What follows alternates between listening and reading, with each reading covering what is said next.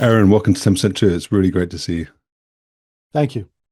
Aaron, this is a huge departure for the channel. As anybody who's watching this rather than listening to this will be able to tell, there is a submarine as my backdrop for today's interview or my conversation with you today. Interview sounds very formal. It's a chat, really. And that is because you are a submariner. And I was watching your channel. I know you have two, and you can plug those through the course of the interview if you'd like to.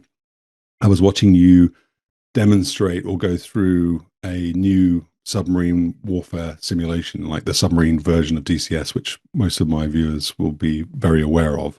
And I was absolutely riveted by the way you described what it was that you were doing, the way you described the systems, the way you described how you went about being a submariner prosecuting warfare under the oceans in the seas. So I thought, well, this guy could be an interesting guy to interview. And I talked to some of the people on my Discord, and they said, "Oh yeah, Aaron is an amazing guy, and he's got this great channel, and he has this back history of doing this sort of sonar analysis on open source type stuff, and he's a great guy. You should definitely get him on." So I'm very grateful to you for saying yes and agreeing to come on the channel and talk to us about submarine warfare and being a submariner.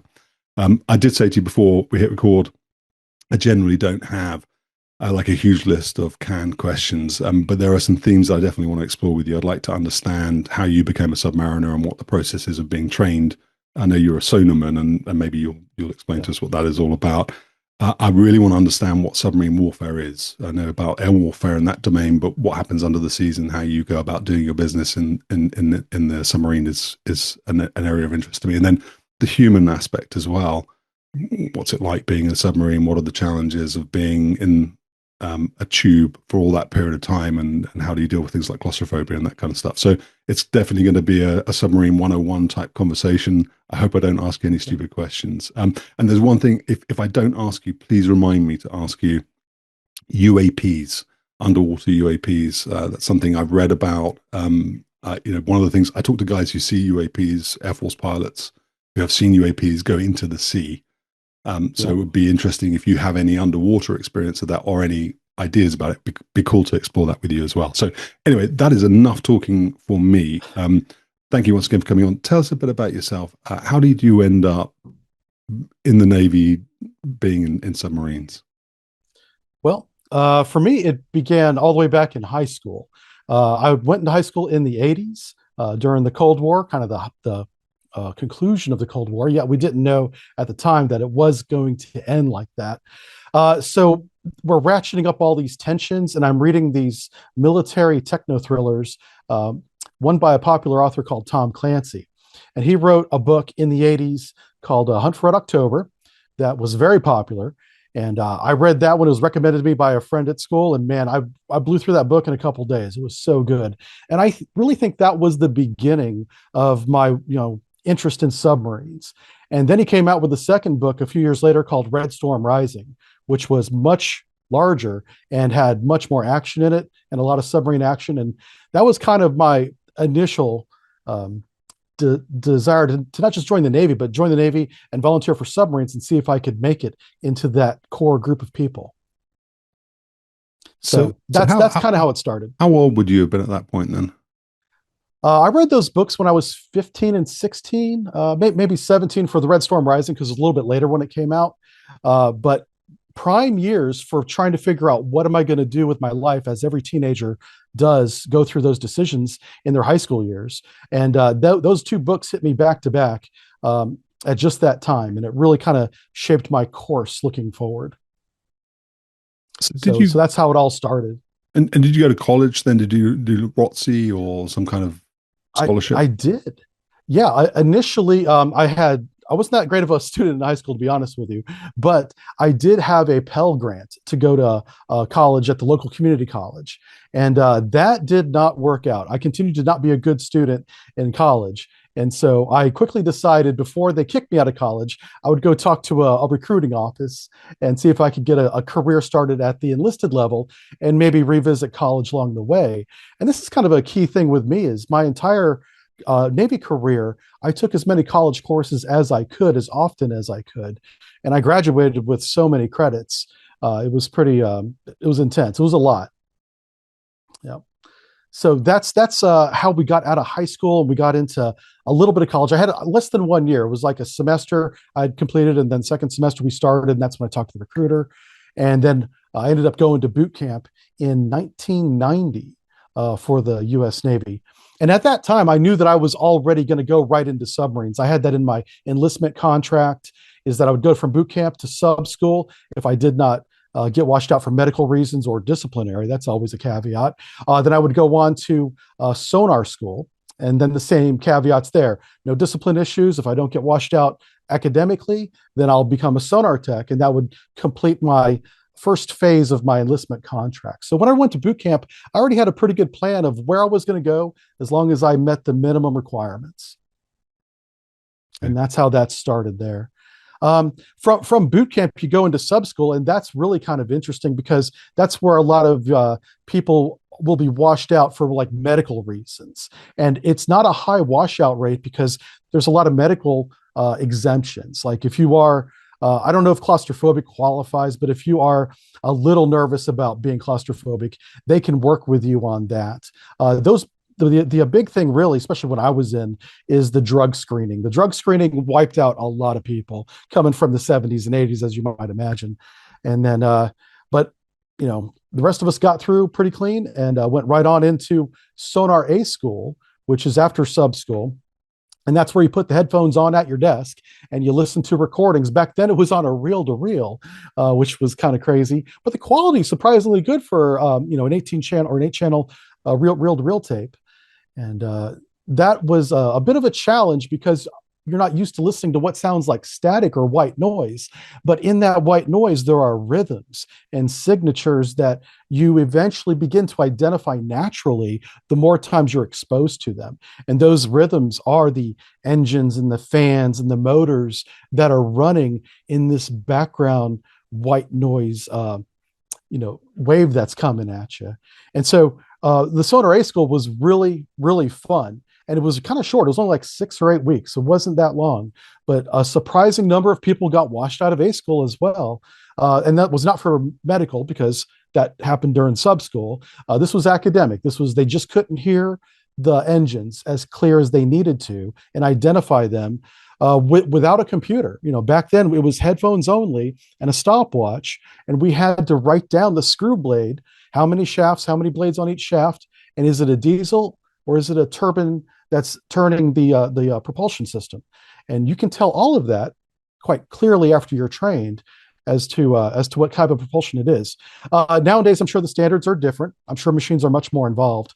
But back in 1990 and 91, this was like a 2-year period of my life, it was very analog, and one of the final exams that I remember taking, and this was to graduate A School. You either did it or you didn't. You didn't even have headphones. They had a speaker in the front of this small classroom, and they played this tape, and you had to classify it orally without any headphones on. And that was probably the hardest because the quality without headphones wasn't as great, but they did give us pretty easy clips to identify. Like for instance, a merchant is very obviously a merchant versus a warship. Even though they might be of similar displacements in size, visually and mathematically, the propulsion systems are completely different, and you can hear all of that under the water. Can I ask you an almost impossible question? Then, can you describe the differences? I mean, is it the volume? Oh, yeah. Is it? I mean, how would you know? Well, okay. So let's say you're listening to a merchant ship. That's going to be very I call it dirty sounding. It's very unclean. It's very unsmooth in that it has a lot of rough edges to the sound. Like if you're listening to music and you can clearly hear when someone's kind of out of tune or not with the rest of the band, that's kind of how the merchants will sound compared to a warship. A merchant is just noise, and they're just trying to get from A to B at a constant speed. Whereas warships, typically, there are exceptions here, is very clean and has almost a galloping rhythm to it. So if you hear the sound of the blade going over and over again, and it begins to have this almost like a bounce. Imagine the sound bouncing a little bit. We call that galloping, and that is very typical of a multi-shaft, or even single shaft, five-bladed warship. Absolutely. And the merchants are just pushing through the water, large amounts of tonnage. So there's no automation for you at this point at all. Then, so I'm thinking again, No. in the air domain, you've got radars in airplanes now that are taking signals, processing them, and telling you what they think those signals are. You don't have that luxury.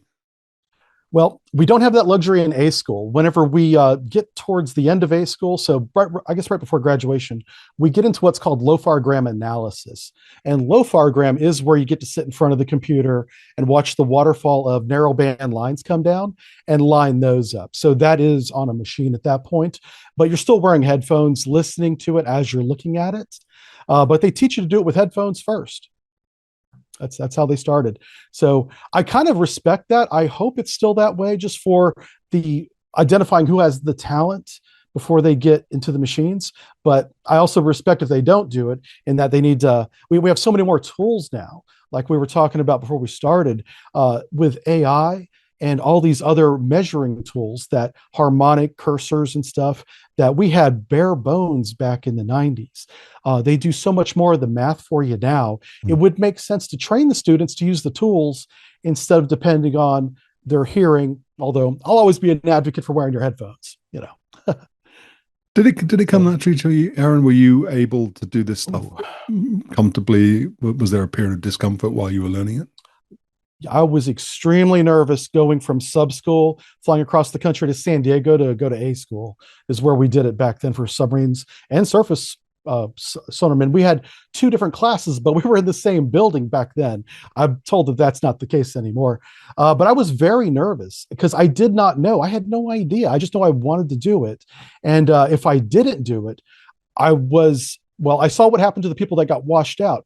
They were pushed onto submarines because we had graduated sub school, but you didn't have a job, which means you went there and you would drive the boat. You would spend probably 2 years learning the jobs and then try A school again, but in a different field. We called that the Striker program. I wasn't part of the Striker program, but I saw people go into it if they washed out of their initial schools. Like it's very common. The most common one is the nuclear school. That's the most rigorous mathematics school, and with a tough schedule that I've ever seen. And I believe any graduate of the Navy nuclear power program would agree with that.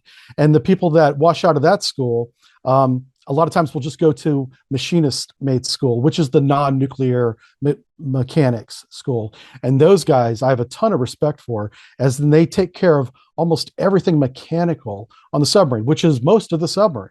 Whereas the sonar techs, we're responsible for our arrays and our systems, and radio and the electronics mates, take care of that stuff. The guys that wash out of the power school take care of everything from the toilet to the shower to the grills to the hydraulic systems. They have a lot on their plate, and that is not an easy job. And so that's part of the fear, is that if I wash out, I won't know where I'm going to end up, and it might be in a field that I have no interest in. So I screw my head on straight, probably for the first time in my life, when I'm about 19 years old. And I say, no more of this goofing off at school, no more bad grades like I've demonstrated in high school and in college. And let's get through this school so I at least have the job that I signed up for. And that was my motivation. I was motivated by fear, and fear of being pushed into something that I didn't want to do. I would love to sit here and say it came naturally to me. I don't think it did. But once I got the rhythm, it kind of clicked. And I noticed for my classmates, it kind of clicked for each one of us, but at different times. Some people honestly are gifted. They walk in and they are sonarmen. They haven't graduated yet. I was definitely not in that group, but I became part of that group over the 6 to 8 week period, however long the school was. Yeah, it's good times. Can you tell me a bit more about the other school? I can't remember what you said it was called. The one where you see the waterfall come down. So yours. Oh, the LOFARgram. Yes. LOFARgram. What does LOFARgram stand for then? That's a low frequency analysis and recording.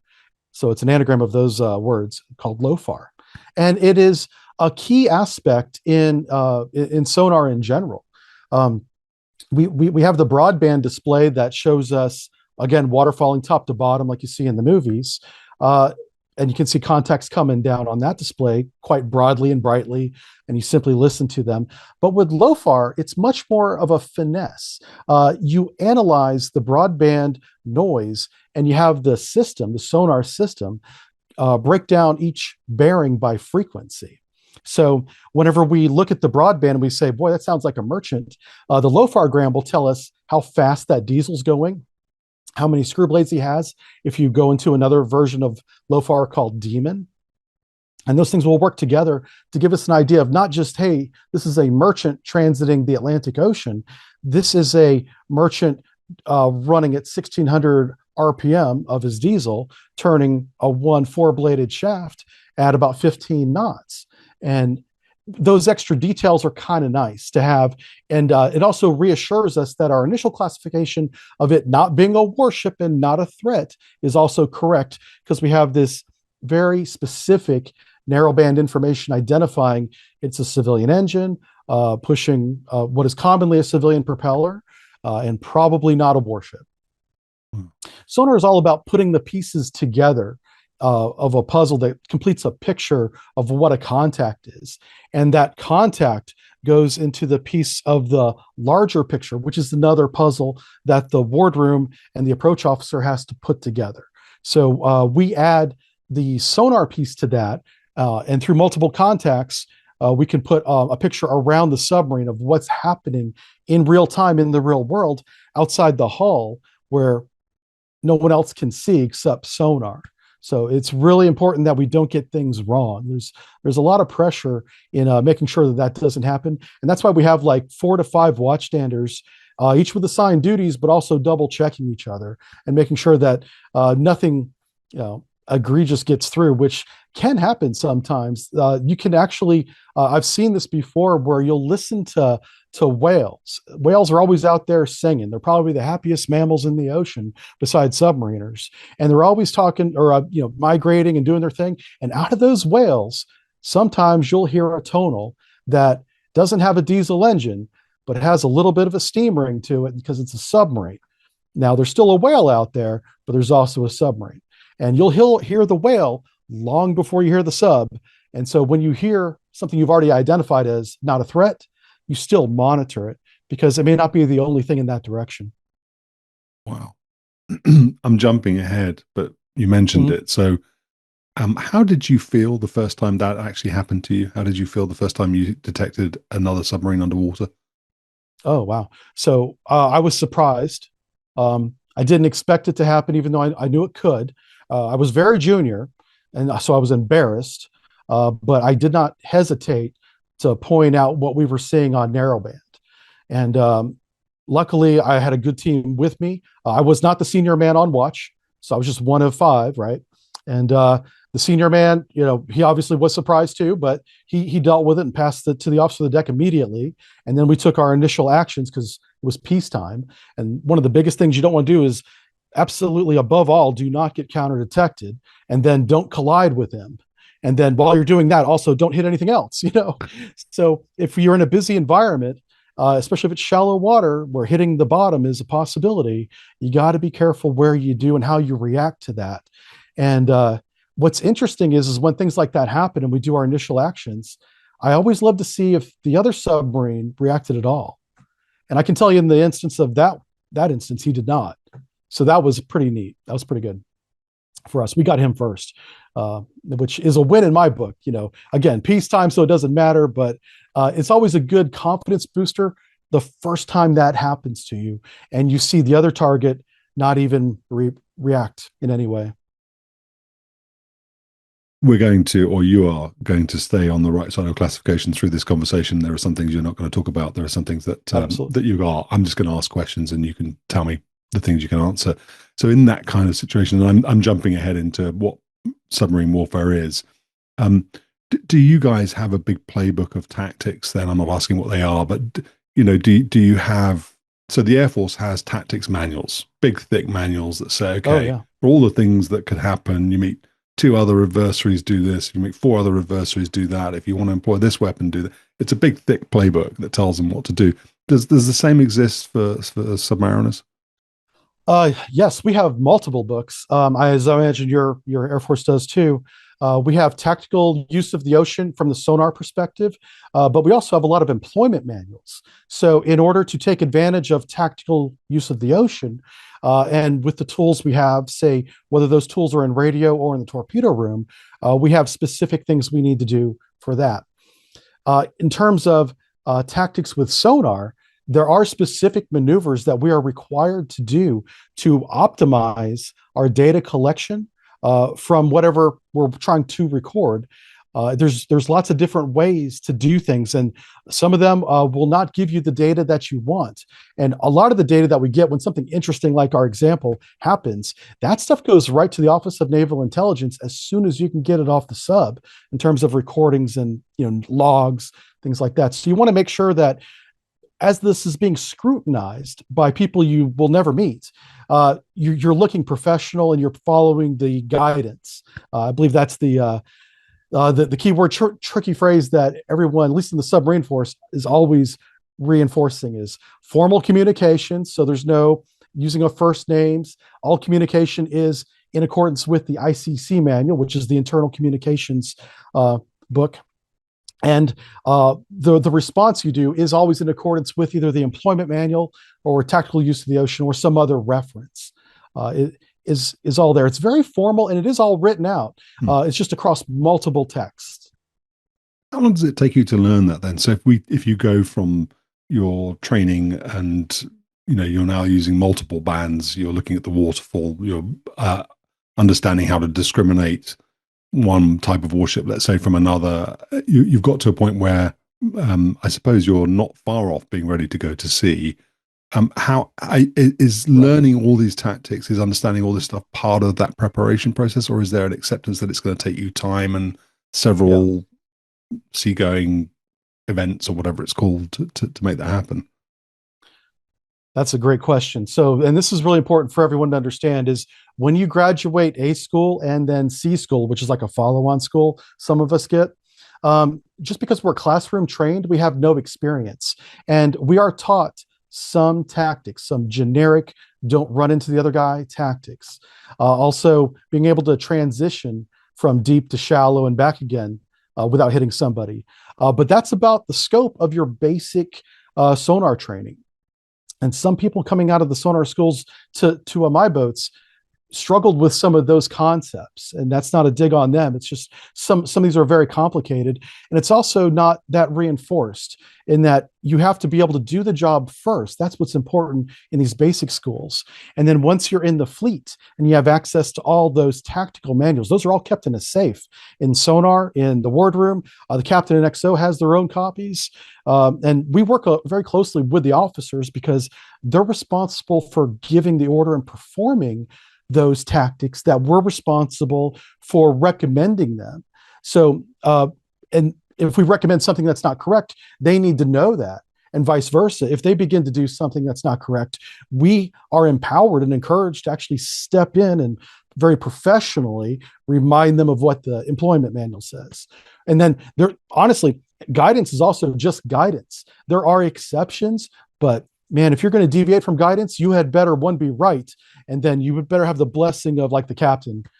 Usually you do not deviate from guidance unless there's some extenuating circumstances that I can't even imagine right now. But to answer your question more succinctly, basic sonar training, even with C school, is usually not heavy in the tactics. You learn that on your first boat. That's where it begins. And for me, whenever I decided, well, I kind of knew I was going to stay in the Navy, to be honest with you, before I even got to my first boat, I was going to do it, just for personal reasons. But whenever I re-enlisted, I wanted to go back to another boat, but the Navy forces the enlisted community to have a shore-sea balance, probably for mental health and stuff, things that I was not worried about at the time. I just wanted to go track the Russians again. That's all I was thinking about. So when I re-enlisted, I was able to go to a school for a year, and that's where tactics were taught a lot. And this is an advanced sonar operator school. And it's only for, re-enlisted sonarmen, people who've committed to 5 or 6 more years, putting them over the 10-year mark at that point. into the Navy, so the Navy knows that you're committed to this, and they'll spend one of those 6 years teaching you uh, pretty much everything. It's a lot of tactics and operation, and it's broken up, just to get into some specifics, into two halves. The first 6 months is all operations and maintenance of that very complex sonar system, which is really intense because there's a lot of cabinets, beamformers, preamps. The arrays themselves are immensely complicated, kind of simple, but the way that they're processed in the sonar is very complicated. And understanding that and being able to fix that without the assistance of a contractor or someone coming on board because you're at sea is very important. That's 6 months. And then the second 6 months is where some people fail out of the school, even though they try very hard. And that is, it's 10 to almost 12 hours a day, Monday through Friday, of in the morning, memorizing a lot of important information about not only our ships and submarines and airplanes like the P-3 we talked about, but also the enemy around the world, starting with Russia, of course. This is right at the end of the Cold War. This is 1990. Well, by the time I'm going to this school, it's 1996. So Cold War is over. But Russia is still the primary training topic for us, even in 1996. And, so we go through all the Russian ones, and then we do NATO stuff because we're going to do war games with NATO. We got to know what to look for. So, and then, of course, China. China's always been on the training schedule. But now in 2026, whenever we're making this, they're at the top of that list because they have a very capable Navy, folks. And they get talked down a lot because they have problems like our Navy has too. But man, they have a lot of ships and a lot of weapons. And so those are now the top priority on the training today, as I understand it. Again, I've not been in the training sphere for a while. But that's kind of what that school was like. It was a year long, and it was broke up half and half. And the last 6 months were very intense. I would put the last 6 months to a similar schedule to Navy Nuclear Power School, not having attended that. But it was very, definitely 12-hour days, definitely. Can I ask about your training cadre? I mean, one of the things that's always interesting to hear about is the way in which people are taught and how certain generations have a very robust, gruff way of teaching. Yeah. Other generations are more sort of hand-holding. I guess you're taking sort of these salty old guys who have really been through the Cold War. Those are the guys that are instructing you at this point. What were they like? Did they tell you stories that gave you chills? Were they quiet and unassuming? What were these people like?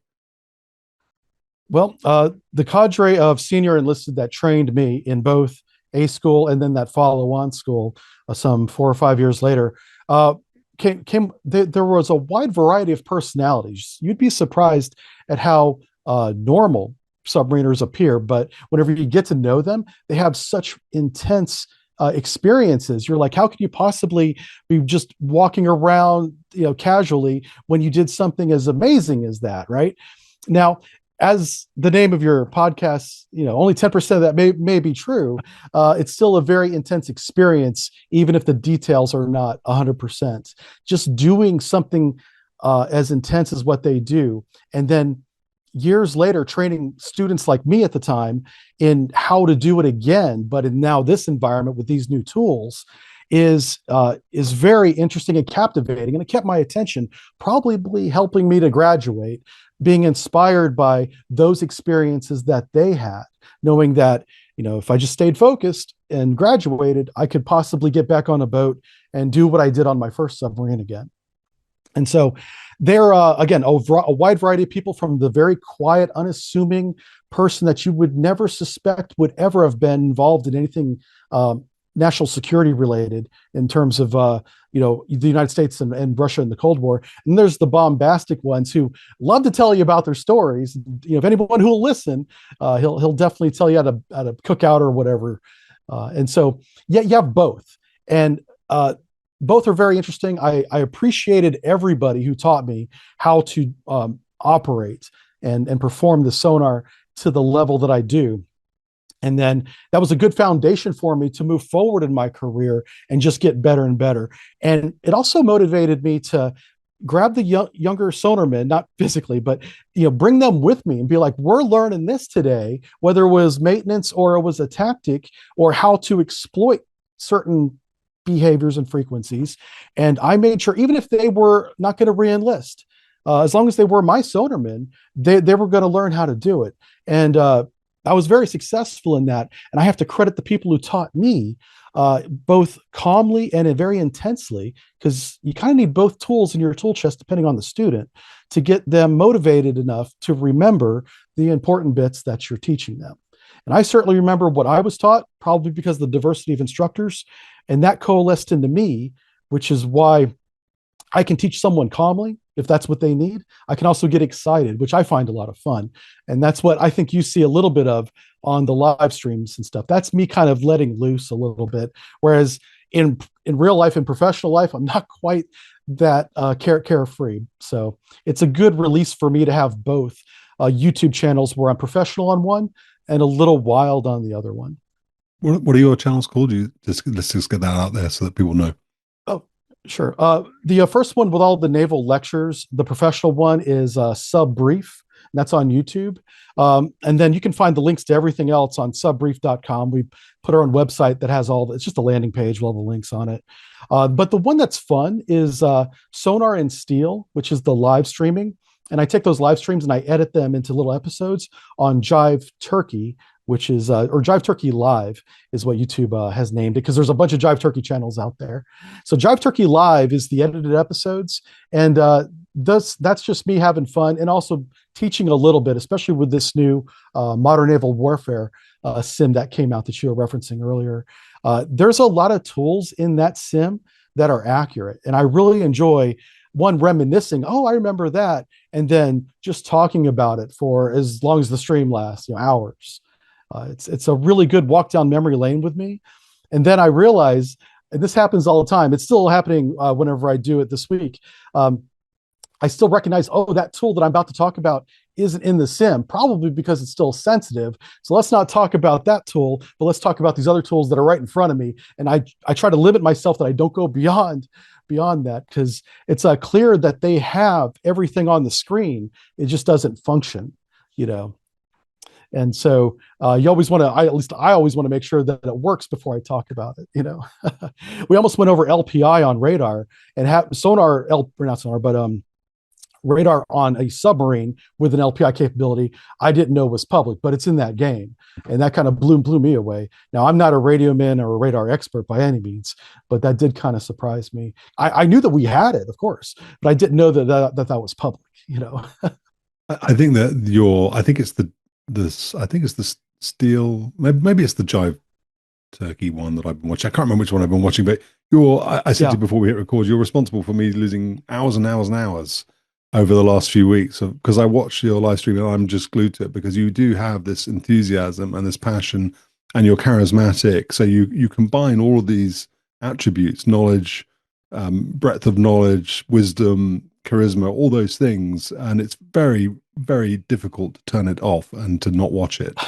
Even when things aren't working out well for you in the sim, because it's not working very well. So that's when it gets fun. I definitely encourage people to go and check it out. But let me take you back, Aaron, to when so you've gone through sea school, you're about to go to sea. Have you had any opportunity to spend time in a submarine to see whether or not you are psychologically, physiologically going to respond to that positively?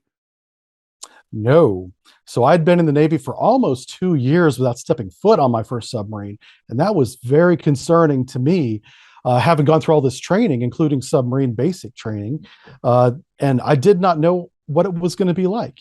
I imagined what it was going to be like, of course, but imagining it and then doing it, you don't know how you're going to react.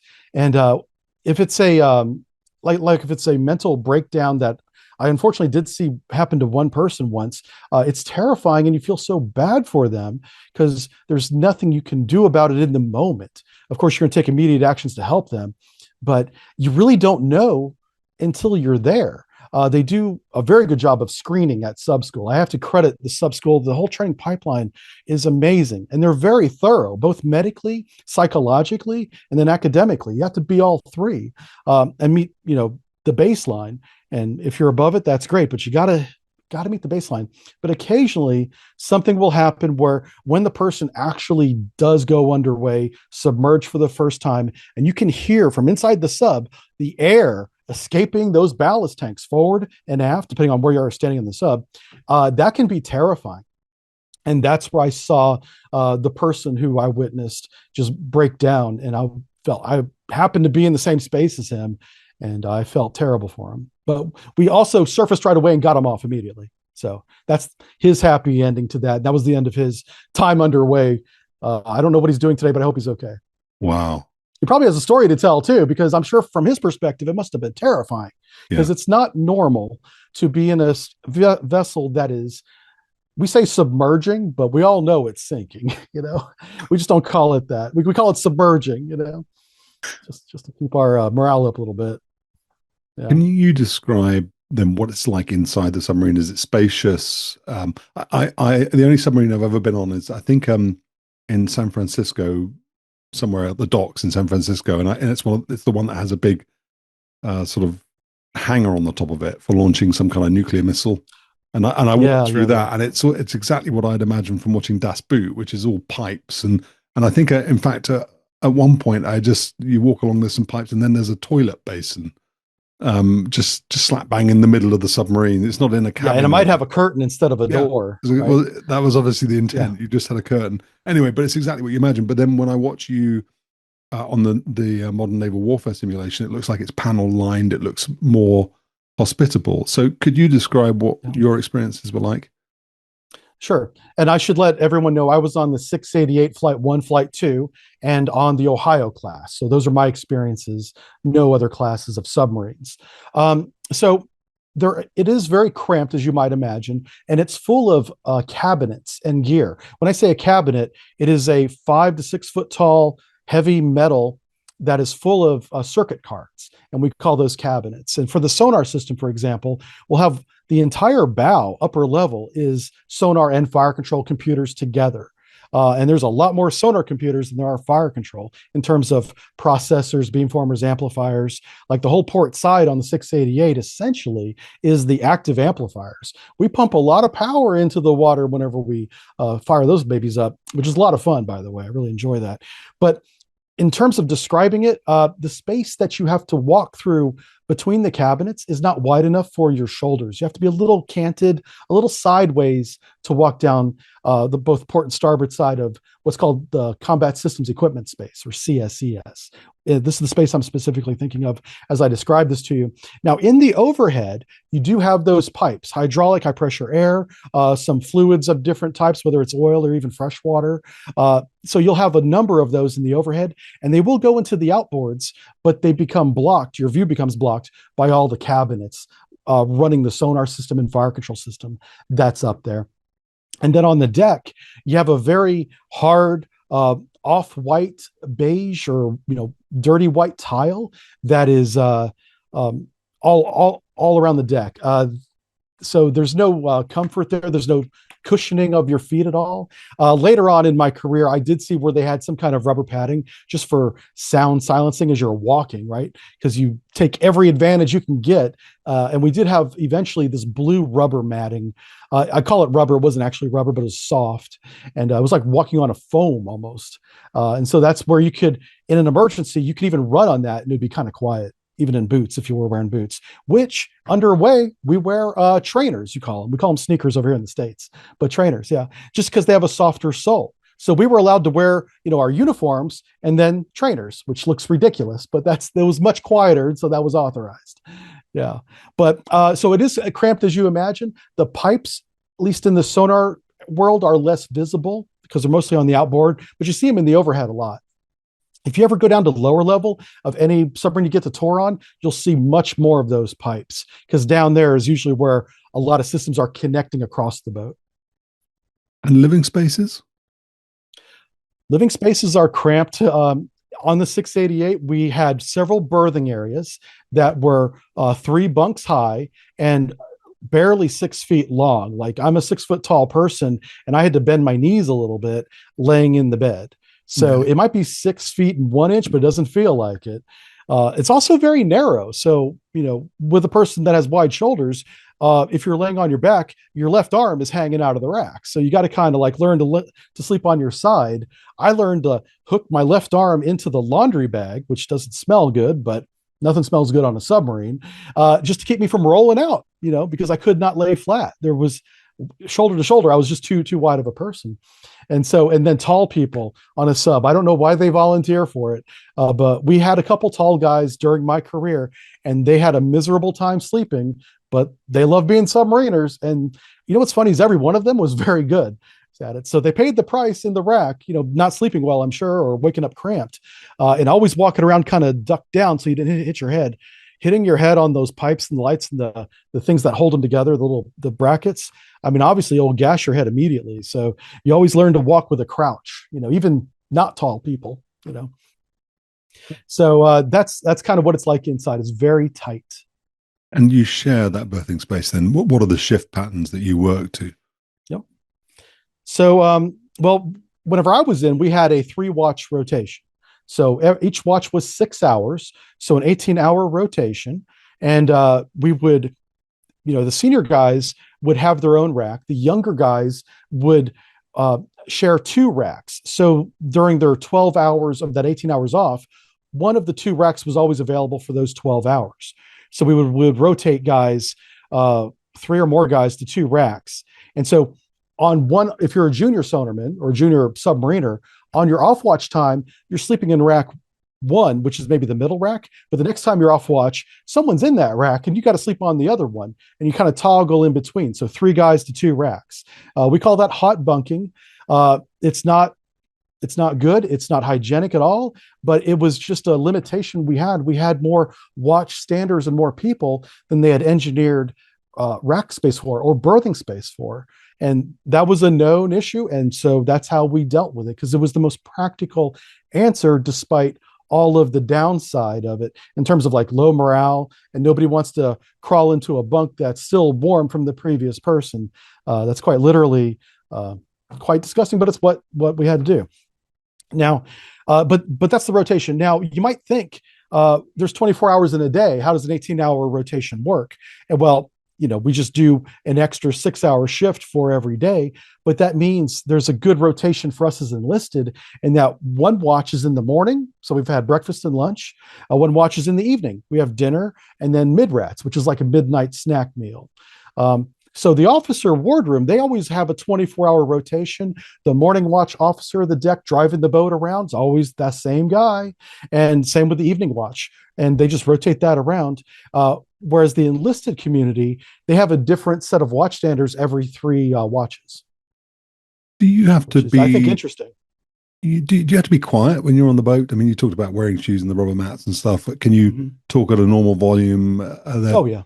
Okay, so that sound doesn't emanate outside of the hull or whatever it's called, and okay, right, okay, yeah. There's a few things that probably we should clarify, because the Hollywood gets this wrong all the time.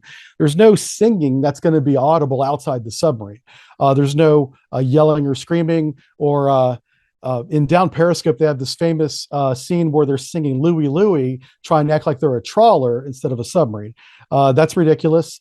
The only way that's going out is if you're somehow piping that noise to a speaker or something that goes outside the boat, like the sonar system can transmit sound. It would never transmit singing. That would sound horrible. But yeah, it's let's put that to bed now. You can talk normally. Whenever we watch movies, sometimes we have the movies a little bit loud, and that's fine. Not always. We're not supposed to do that, but because the speakers for the movie is mounted to the wall, which is mounted to the water, right? So you don't want to have that go out. But there's you can talk normally. So how did you feel then you're on your first, do you call it a deployment? What's it called when you go under sea? Yeah.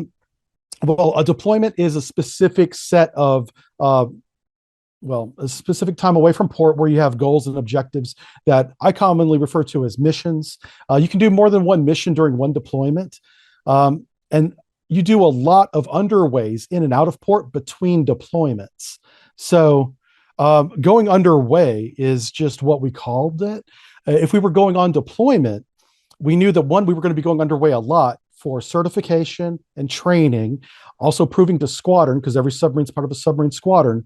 We have to demonstrate we know how to operate the submarine safely. And then if we're going on mission, how to achieve the mission safely without, above all, being counter detected. You cannot be counter detected when you're on mission, because that can cause a whole slew of problems for the president and the secretary of state at high levels if there's a submarine detected off the coast of another country. And so we demonstrate that ability as well. When you go on missions, then, do you know, when you went on missions, did you know where you were going to go and what your objectives were? In the films, it's always the XO and the captain that know, and nobody else seems to be clued in. But wasn't there a big chart that said where you were? Yeah. Oh, well, of course, once you're there, and if you see the chart, you know you're there. So I'll say, as my time as the most junior enlisted man on my first boat, I wasn't just the most junior sonarman. I was the most junior enlisted man, because I was the last guy to walk across the brow right before we got underway. Just a couple days right before we went on our first, that was an actual mission. And so I did not know we were going. I had checked on board, and part of the process is to meet some of the senior leaders, like the sonar chief, the XO, of course, the weapons officer. But I most remember the cob. That's the chief of the boat. So the guy that's responsible for crew behavior and discipline, keeping everybody in line in case there's any wild people, and we're all wild, we're kind of crazy. He sits me down, welcome aboard USS Philadelphia. The year's 1992.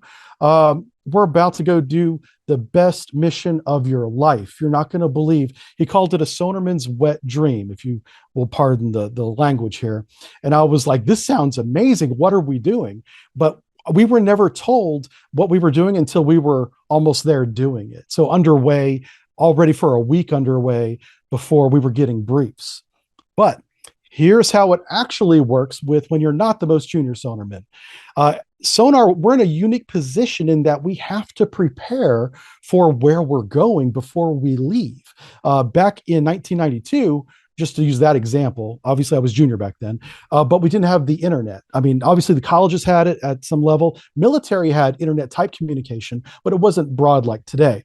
To get radio messages, it was a very low baud rate, very low transmission rate, as you probably are more aware of, back then than it is today. So we took a lot of the oceanographic weather data with us the morning we went underway. So if we cast off lines at 10 a.m., I'm up at the squadron building getting all the weather data for the next 2 months, going off historical data and some kind of magic forecast they pull out of something, which is never right, by the way, but we still have to go get it. And that's where we can see where we're going. Now, there's no arrow saying you're going here, but we have maps for a certain area of the world. And so we realize we're going into that area. And so we begin to figure it out. But by the time, but this is important, before you actually go on mission, there's training, there's briefings for all of the weapons department. Sonar, we have our own training, and then we have combat systems training as well.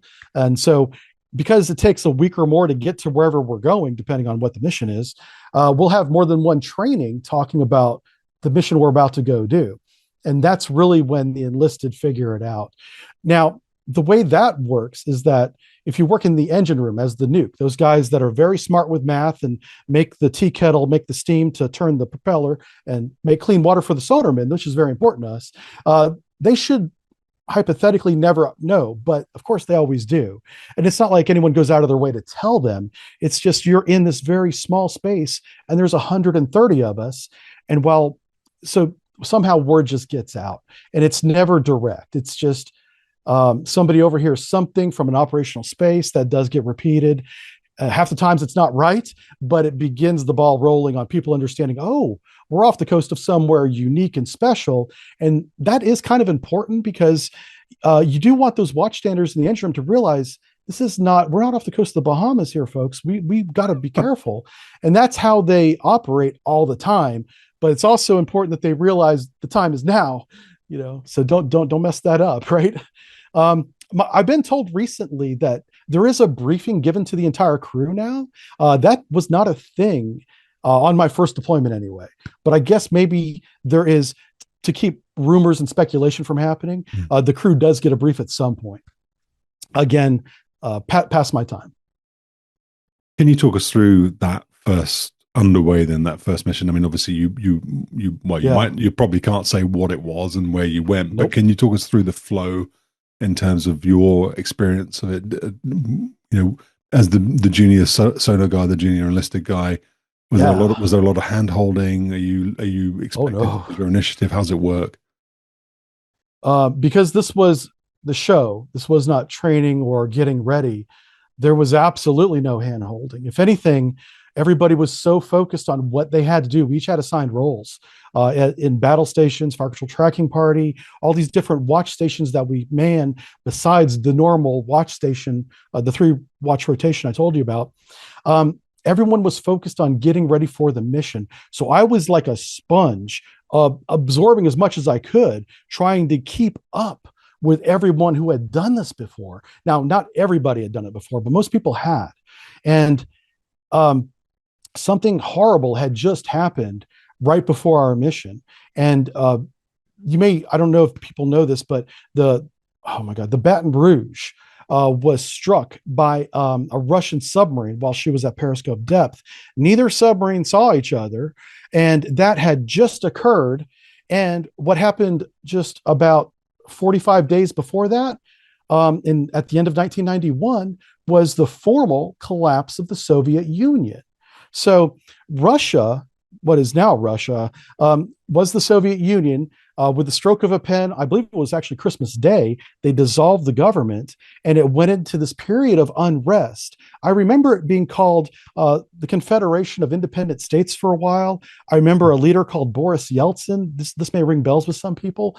Again, I'm in my submarine, so I don't know all the details real time. This is stuff I've looked up since then. And what happens during all this chaos with a country that has a lot of nuclear weapons and there's no clear chain of command that is apparent to us, one of our submarines gets run into by another one off their coast. And so our submarine pulled back to try and get some repairs. We ended up having, she was so badly damaged, they ended up decommissioning her like a year or two later. It was the Baton Rouge. The Sierra, to her credit, made out of titanium, did not suffer nearly as much damage. And to put a bow on this, because we were at periscope depth when we got hit, not we, but the Baton Rouge was hit, before they left the area, because our boat was severely damaged. They made sure the Sierra was on the surface, not sinking, and transiting towards friendly waters, which were not far away. Russia would argue that we were in their friendly waters eventually, which is not true. But anyway, you know they are. We're kind of cheeky about that in that we have the 12-mile limit, so we're like 12 mile and 1 meter. We're right on that border, but we're also very careful to not cross it. Anyway, so after that, we made sure visually that she was stable on the surface and transiting. We're still at periscope depth, to our credit, our being the U.S. Navy. I was not on the sub, to be clear. Transited out of area, surfaced, and then transited on the surface all the way down. I think she went to Bergen. It was a very close Norwegian port, and then they assessed the damage. She ended up going to dry dock and then eventually just decommissioned because the repairs would have been so extensive, just would have taken too much money, too much time. And we had a lot of 688s. I think they were already talking about they were talking about making the Seawolf for a long time at that point. I'm not sure if they were actually cutting steel. I don't think they were on the Seawolf in 1992 when that happened. Anyway, the reason why that's important to my experience is guess who's the very next submarine relieving the Baton Rouge? It's the one that I'm on, that I had just walked across the brow about 3 to 4 days before we go underway without even knowing who the crew is. So I was still introducing myself to people like the entire wardroom, who I'm going to be working closely with in a very real world situation as I'm meeting my fellow crew members who are all like, who's this new guy? I was getting ribbed, as the enlisted guys will do. Anybody that's junior on the sub is going to get hammered, because that's kind of part of the washing out process too. You got to be able to mentally put up with the ribbing and the really poor jokes. You think dad jokes are bad, submarine jokes are just offensively bad, but there's a method to it, not documented anywhere. It's just more of a social test to make sure that this person can mentally hang with us when stuff gets crazy, because stuff's about to get crazy for the Baton Rouge, and we're going up there to do a very similar job that I'm not going to go into details about. But talk about tension. And we were repeatedly informed that we cannot F this up, because it just had been effed up, and the Russians were pissed that we were still, in their terms, spying on them after they had a government collapse, and their nuclear chain of command is in disarray. There's no clear answer as to where the keys are and who's got what control. That's a real problem in early 1992. So we're putting ourselves in a position to make things much worse if we mess this up. And well, thank God, to our credit, we did. Let the history books. There was no incident after the Baton Rouge, and that was not by accident. We worked very hard to not let it happen again. Yeah. How old are you at this point? Baton Rouge, 1992. I was 21. Yeah. I just turned 21. And how are you? So I've been how are you handling the experience then? How are you feeling psychologically, emotionally? How is it? Okay. So I had been in almost 2 years of training, and the way the training works after your A school is that if you score in the top, whatever, 5, most of our classes are only like 10 people after A school. If you score in the top 5, 3, and then top 2, you get to go on to the next school instead of the next boat or orders. And so I was always in that top bracket. I was not always number 1, but I was in the top 1, 2, or 3. And that's how I got to stay in school after school for almost 18 to 20 months. And I was very proud of that. I was careful not to brag about it, but internally, emotionally, I was highly trained, but in a classroom and in a simulator. I had no experience, but I knew a lot of information. And so I was going primed to be able to keep up with people who had actually been doing this, people that may not remember as much stuff as I had just freshly been taught. And that was going to be my value. So I had that confidence. But I was quickly dissuaded of that when I actually got there. And I realized experience is so much more important than knowledge. You need to have the knowledge to get the experience safely and make it more effective. It acts as an amplifier, but actually doing it means everything.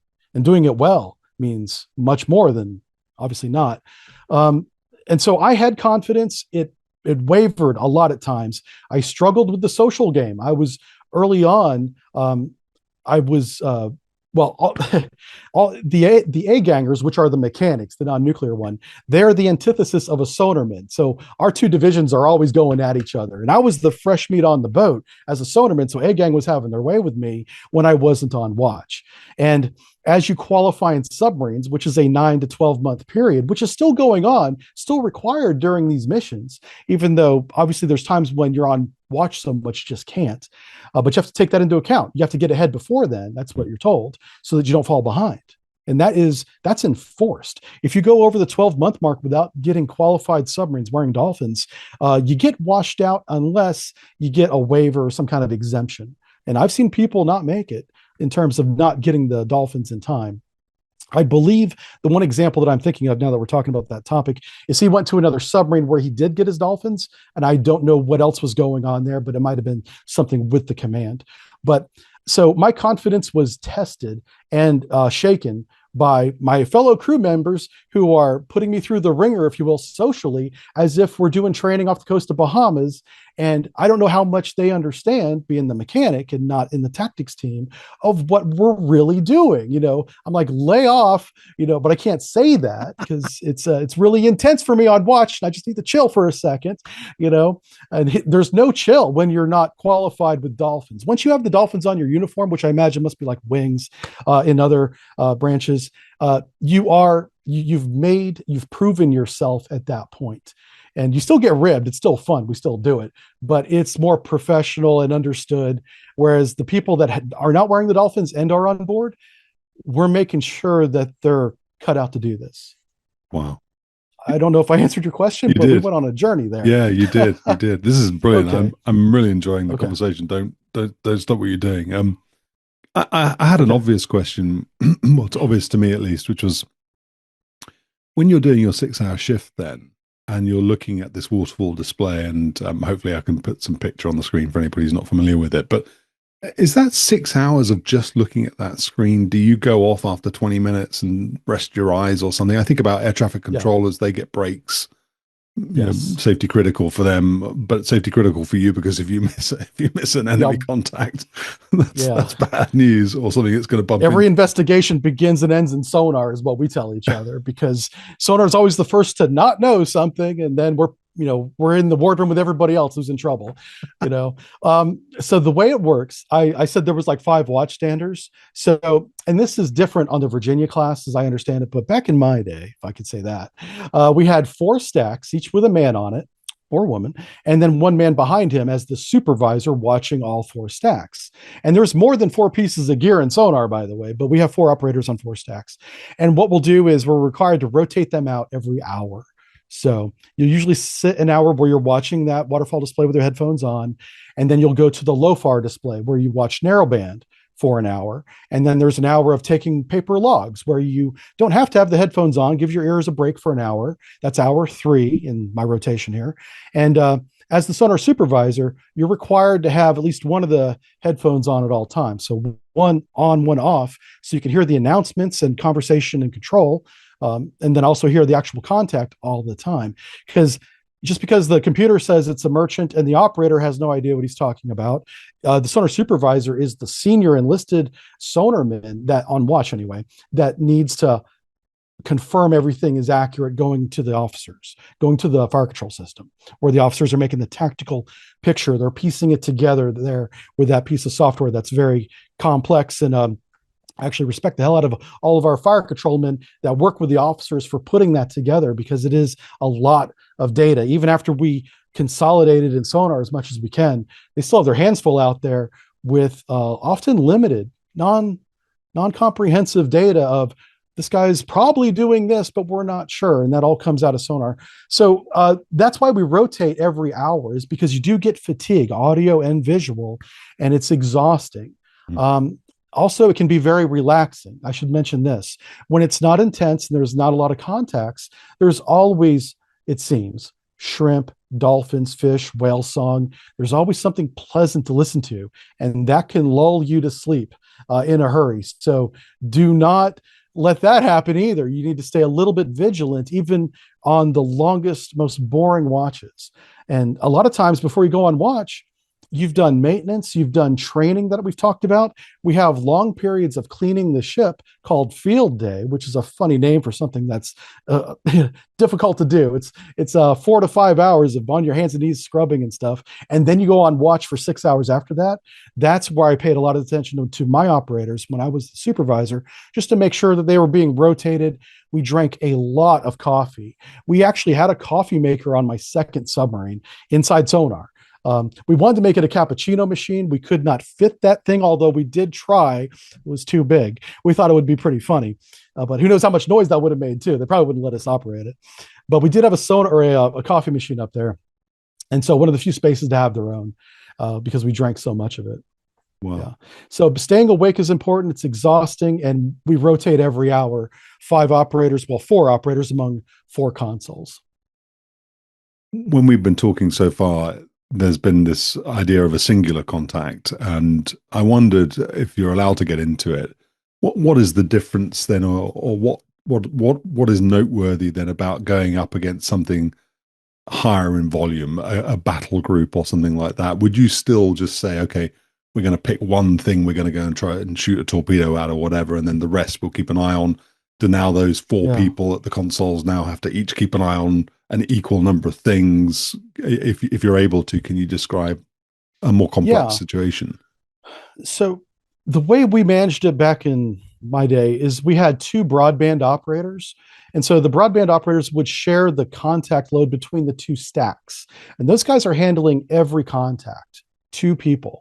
And behind them is the supervisor helping them make sure they see all the traces. The other 2 guys are analyzing on the LOFARgram and on Demon and other auxiliary pieces of gear what each contact is, what is it doing, and if something changes, which in your case of a battle group certainly happens, speed, course, whatever, that information is audible. We can hear, okay, something's speeding up. We can hear it happening. On LOFARgram, start finding out who it is, which one of this massive contacts is speeding up. What's his new speed? And did he change course? What's he doing now? And then, like you're looking at a crystal ball, you need to try to interpret why would they change speed? Why did they decide to do this? So you try to get into the other person's head, and at least have an idea to offer control, which is where the officers are and the fire controlmen, as to what we think they might be reacting to. It may just be a course change. We may have been counter detected. We don't know. Let's figure this out. And so that's kind of the process of that. I don't want to get into specific tactics, as you can imagine, but whenever it's a fleet or more a group of ships, let's just call it that, you have to manage it closely and I don't want to say collectively. You have to merge contexts together. We do something called tracker sharing. Now, with modern software, you probably don't have to do that. But back in my day, we had 4 broadband trackers and 2 on narrowband, or 2 or 3 on narrowband. It wasn't many. And sometimes you have more than 5 contacts. So you kind of bounce the trackers around, and you're just trying to manage that at the same time as analyzing what they're doing in real time and offering options to the officers so that they can make their tactical decisions in accordance with the mission that we have to get done. And sometimes the mission of the moment is just to safely transit the Atlantic Ocean or safely transit from deep to shallow so we can copy the radio broadcast. It's not always dramatic, but safety, especially in peacetime, is just stress, because there's nothing worth risking colliding with any of these other ships, especially if you're working with them, of course, just because you have to copy the broadcast. So there's always that stress on it. And because of that stress, that motivates people to stay focused. So we combine that with the rotation and management of multiple contacts between 2 people working together, with a third person like right over their shoulders. I'm right there with them. Doing that. So if you counted the number of things that we've talked about doing, we've got 2 on broadband. And keep in mind, we have towed arrays, we've got hull arrays, and we've got spherical arrays and everything. Those guys are very busy. And then we have a log keeper. He's writing paper logs. I don't know if those are a thing anymore, but they used to be. And that leaves one guy to analyze that LOFARgram and figure out what everybody's doing and why. And then the 5th guy is the sonar supervisor, trying to keep all these cats together, herding them in the right direction and not letting them go astray or get exhausted, which is the worst, because you can look effective on a stack, keep searching and not listening or paying attention to anything. And as a supervisor, you got to recognize that and get that guy rotated out. Maybe he didn't make the full hour, and it's not, it's 45 minutes in, it's time to rotate, and there's no explanation needed. You just do it. Plus everything is recorded, so you don't want something that's a negative to go on to the audio recording. Can you, again, if it's not a sensitive topic, I'm thinking about the evolution of avionics through the 90s and early 2000s, and from an air warfare point of view, sensor fusion, the idea that you're bringing together data from multiple sensors, packaging it into one picture, sharing it then in fighter aircraft, you're sharing it between each other over a network, over a fighter data link network or a Link 16 data link network. When you were talking then about the potential for a complex picture to arrive, and then you have to communicate that to the guys that are controlling the situation, the captain of the XO, whoever it is, flight control people. Were you at a point where that was all done through some kind of standardized comm? Were you at a point where actually there was a single display that would take all of your trackers and someone could look at that, and without having to talk to somebody, they could get a complete picture of what was happening? Where were you at?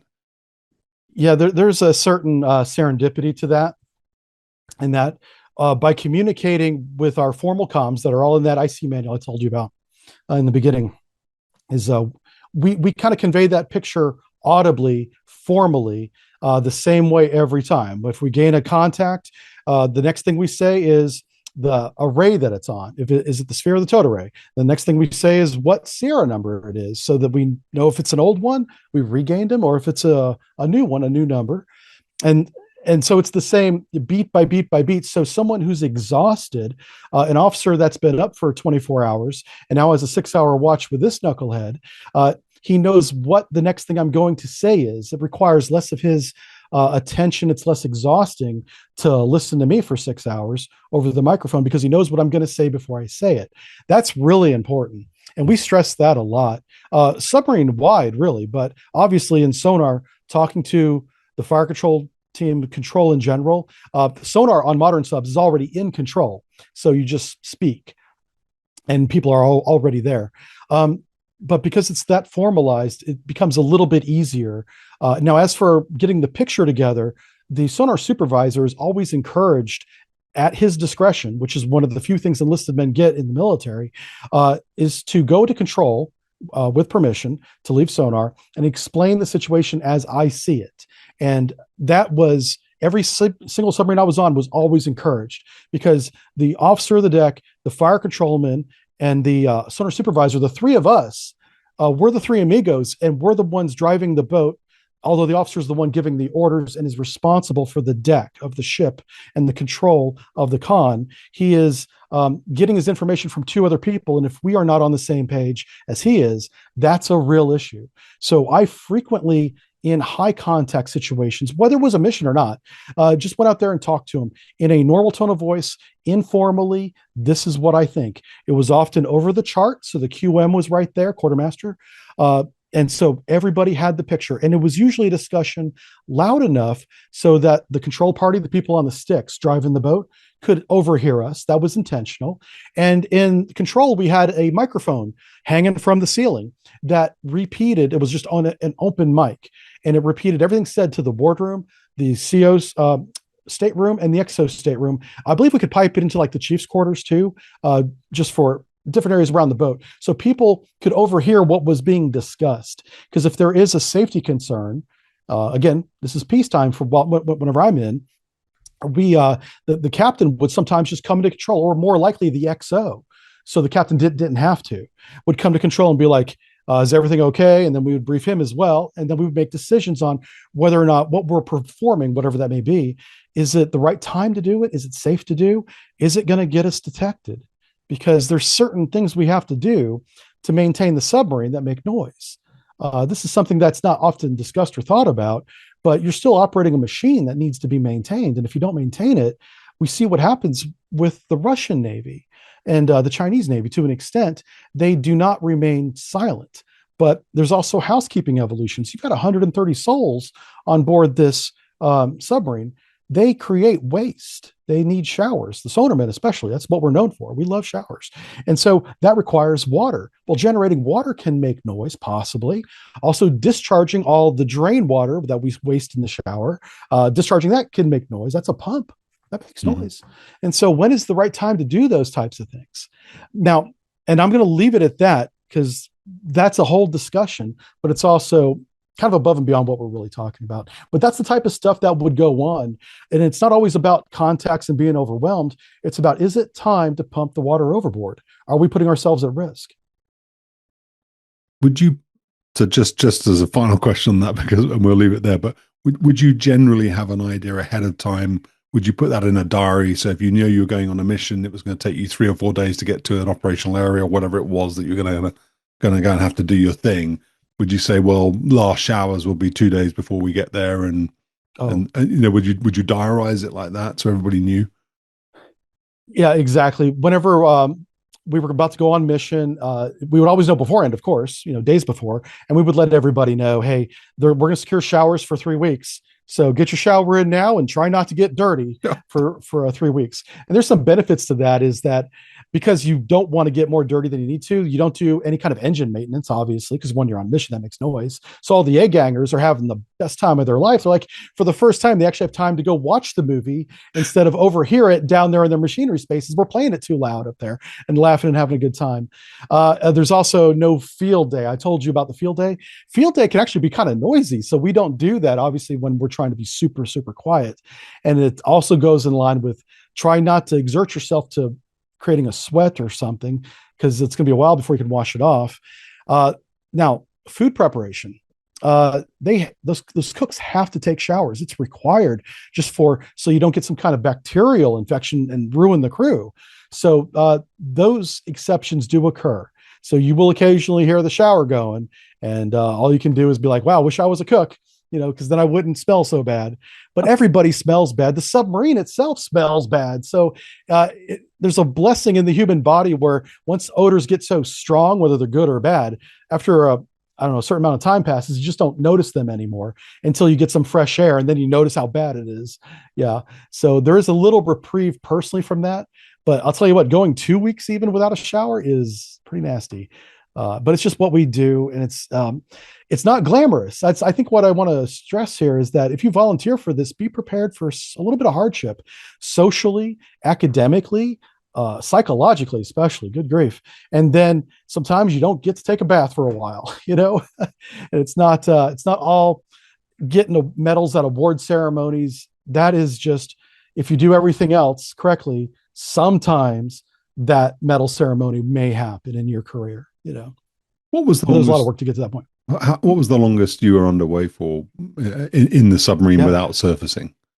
Without surfacing, the longest back to back, and I got close to this record more than once, but I counted 119 days, Wow. which I thought was a record when we did it. But I've been told that since then, the record has been absolutely smashed by the UK ballistic missile submarines. You guys are going underway for like 6-7 months now, maybe longer, Yeah. which is nuts. I mean, I understand our aircraft carrier, the Gerald R. Ford, just came back from like 11 months, but that's on the surface where they can get fresh air and see sunlight. I feel so bad about the UK ballistic missile subs. Those sailors must be going through hell, to be fair. And I really hope that gets addressed. And I don't want to bring up any more than that, but it's very difficult to do that type of duration underway without seeing some kind of rest. But just to answer your question, I counted 119 days. And that was on my first boat. And it was not my first mission. It was the second mission I was on. That one got extended over and over again. They never tell us why. I'm sure the officers know, but they don't want to tell us and make us angry as the crew, right? So we're just told, guess what? At least you can take a shower now, but guess who's going back on mission? We are, shoot, it's good times. What were the contingencies, Aaron, for medical emergencies? I mean, I know actually a Royal Navy submariner who has done 6 months, and he was telling me about his experiences. He was a medic, Oh, wow. so he was trained as a medic. He was not a doctor. He just went through a training course of dentistry and medicine, so that if there was something that happened to the crew, he could do minor fillings and things like that. Oh, so did you have that kind of contingency as well? Was there a doctor on board? What if somebody got really ill? Absolutely. We had what's called an independent duty corpsman, which is a very highly trained corpsman. The same guys that go out with the Marines are often IDCs in the field. They'll be the same trained IDCs, independent duty corpsmen, that are assigned to submarines if they volunteer for submarine school after they qualify and have been in the Navy for a long time. They're usually E6s or above, on their second or even third enlistment. After they're an IDC and they have that type of medical experience and training, they can become our one corpsman we have on every submarine. And it's required. We can't actually go underway without them. So if anything happens to him, we have to find another one. Luckily, that we never ran into that. You'd be surprised. A lot of the wardroom are Naval Academy grads, but even the ones that are not are medically trained to some level. I don't know if they started in nursing school and then switched objectives or whatever, but you'd be surprised that the general knowledge among the wardroom is very high. I'm really impressed with the submarine officers. They are intelligent people. And you probably expect that, but they are a grade above what I've witnessed in some other branches that get a lot of publicity for negative reasons. So it's a low bar in that case. But having served 20 years on subs, about 13 of those years was on submarines. I never had a really bad experience with any wardroom as a whole. And even on the individual level, they're extremely intelligent. And that goes a long way to being able to cope with the environment. And if the IDC needs some help, he's got all the books and everything, but if he's got to perform an appendectomy, which is one of the things that is required to be done if it happens underway, he'll have some wardroom help and some enlisted people that can volunteer to help in an actual operation that happens on the table in the wardroom. That becomes an operating table.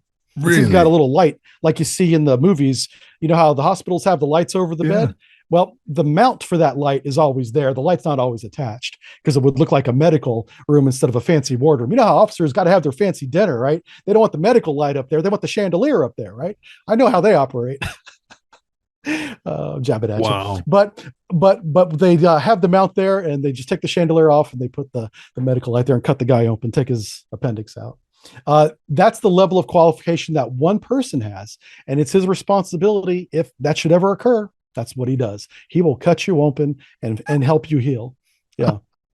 God. And then they'll get you off the boat. You're still going to get medevaced. It's just if it's an emergency, it's got to be done now. No, he's doing it. Wow. Yep. Did you have any negative experiences? It sounds like generally it was very positive, but were there times where you were scared?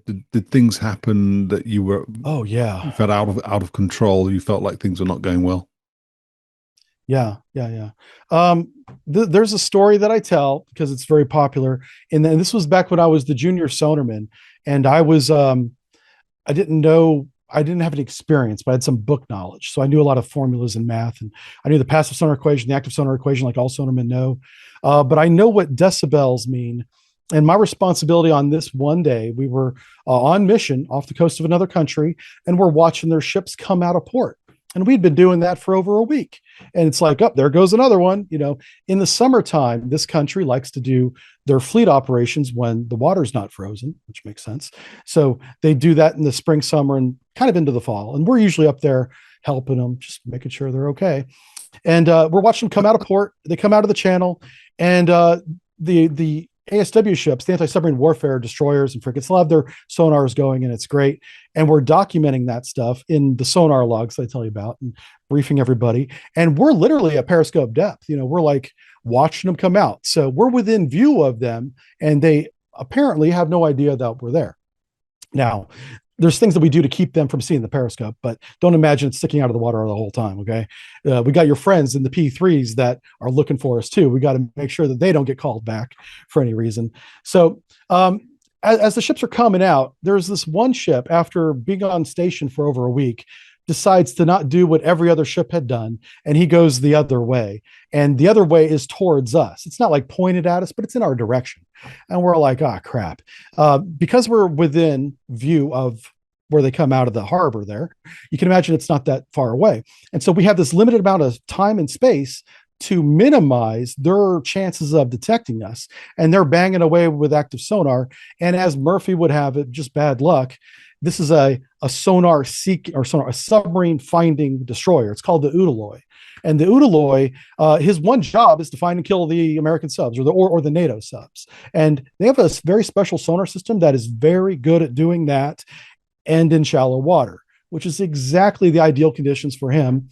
And we're kind of limited. We put ourselves in a position where if this happens, there wasn't much we could do about it, but we also had a mission to complete. So the captain had made his decision. I'm sure he stands by it. And as his crewman, I stand with him on that decision. This was not a mistake. This was just, sometimes bad things happen, or the opponent gets lucky sometimes. And that's what this appears to be. And so we watched this is where I began to feel like it was out of control, is that the ship is steaming in our direction, and we cannot do anything to get him to turn. Otherwise, he would know that we're here. So we literally let him approach us to levels that we would not comfortably let anyone get to us, but there's nothing we could do about it. We just did our best to stay out of his way. And in my position in that moment was to watch the active intercept receiver and sonar and report if anything had changed. Well, this was one hell of a change.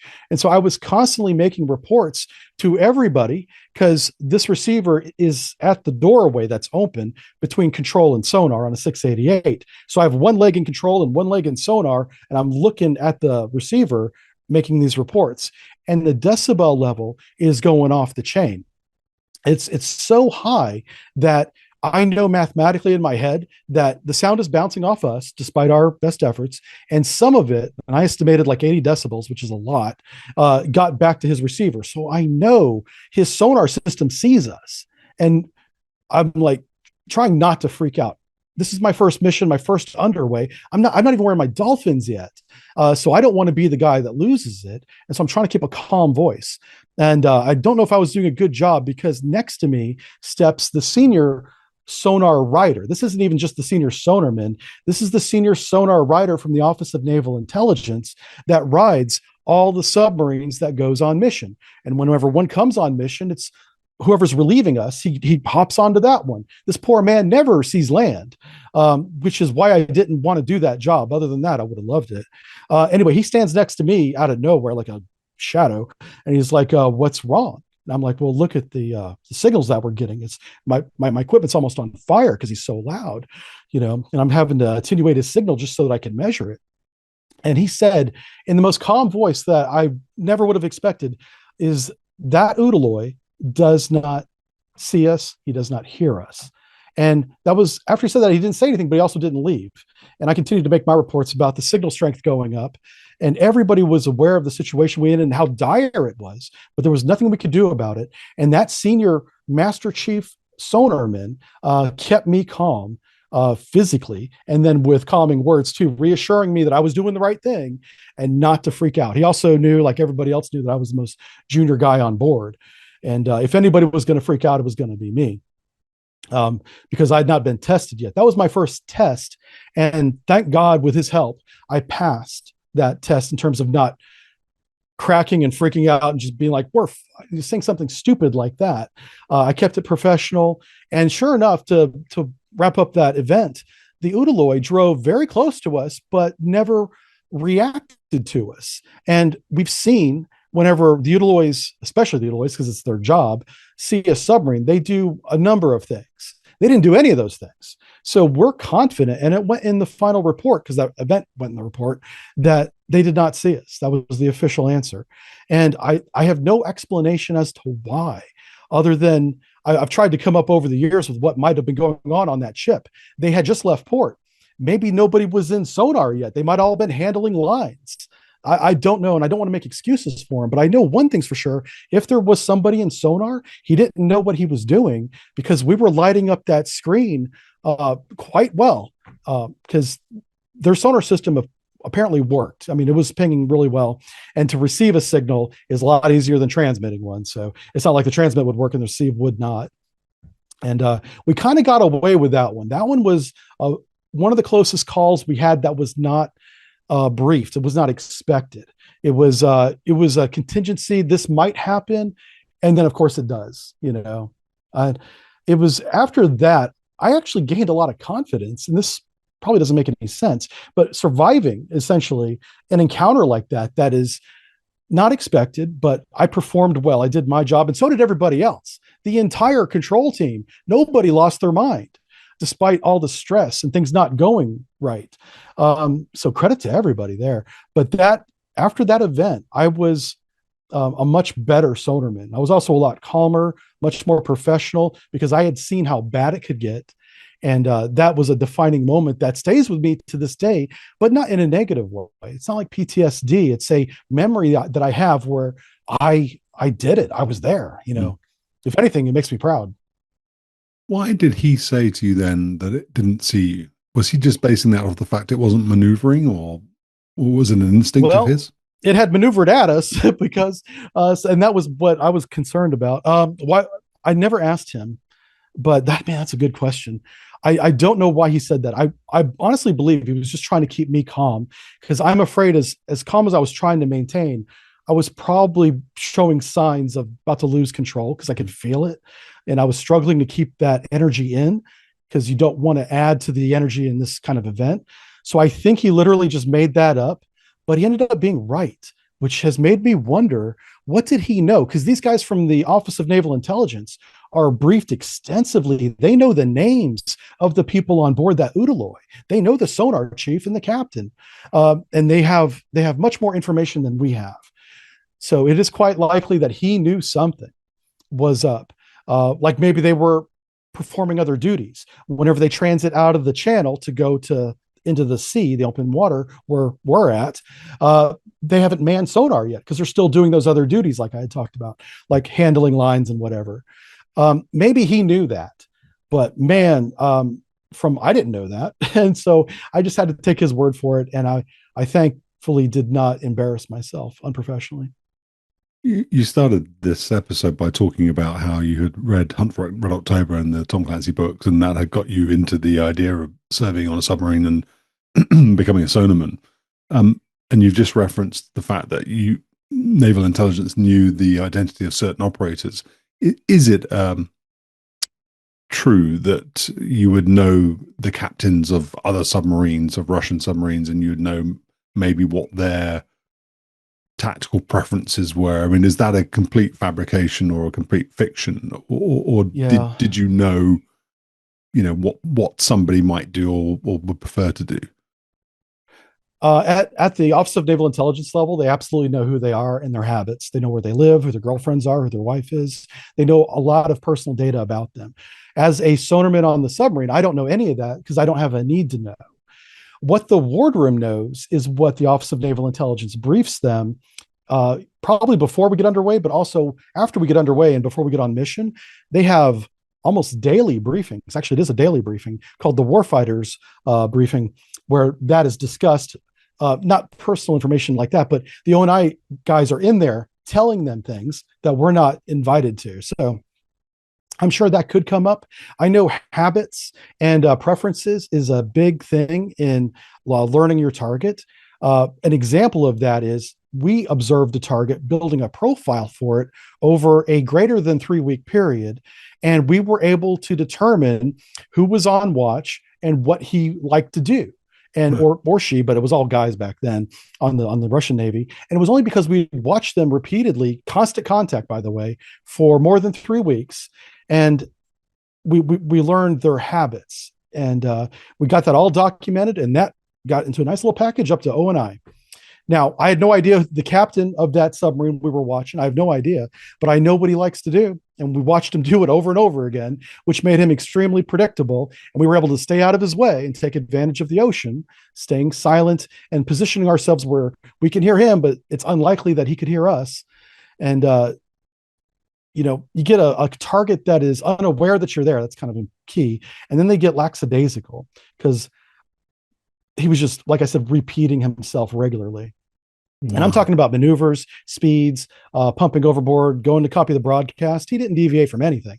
And it could have been, that's when he was ordered to do it. And he don't deviate from that. He could have been told that in his defense, but it made our job pretty easy and a little boring after about the first week when we realized, okay, we have a few more weeks of this. There's not a whole lot of surprises we hope are going to happen. Yeah. It goes both ways. Let me ask you, Aaron, another maybe idiot question, but from somebody who's watched. Well, actually, this isn't films. This is reports I've read of Royal Navy submarines coming back with damage to them. And I think this is open source. I think that it's acknowledged that it happened, but there was one Royal Navy submarine that had to get behind a Russian submarine so that it could take a sonar image or a hydro image or whatever, listen to the acoustic signature of its propeller, so they could figure out what the design was and all that kind of stuff. And to do that, it had to get very, very close, and apparently they bumped into it. I just wondered. Again, I'm not asking you to talk specifics, but is that a difficult thing to do? Is maintaining very close formation with another vessel a difficult thing to do? Is that all based on sonar? Yeah. How do you do it? So, I mean, I really want to tell a lot on this story, but I'm going to kind of limit it to this. There was what you just described has happened more than once to our submarines as well. I mean, it's a two-way street, I guess. It is difficult. It's very nerve-wracking because you don't know how good the sonar on the other side is paying attention, because you have to put yourself close enough where you will appear on his sonar passively if he knows what to look for.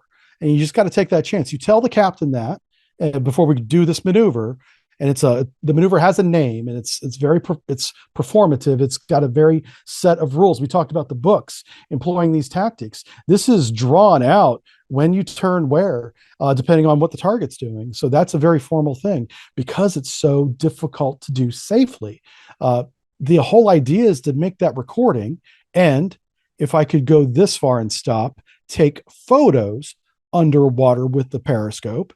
And I'll just leave that right there, no further. You do that, and then you peel off. And if he doesn't know that you're there during that entire time, that information is so valuable because now they don't know that you have that. And that's the best kind. And that's what you guys did, the UK did, the Royal Navy, by the way. Your submarines and submariners are incredible. Out of all the other navies that I've worked with them the most. And holy smokes, they're scary to fight in war games, because I've been snapped up a couple times.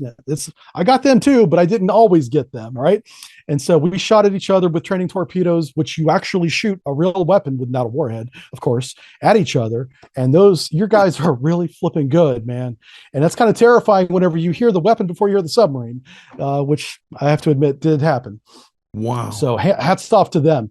But those maneuvers that you talk about are real. Sometimes they go wrong. Sometimes we collide, and that damage is expensive, and it's also embarrassing.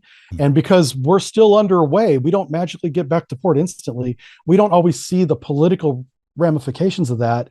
We only hear about it when we finally get back, sometimes weeks, sometimes over a month later, when things have kind of settled down. So, but we're always aware of the consequences of things not working out the way we planned and briefed. And that's always a focus of ours.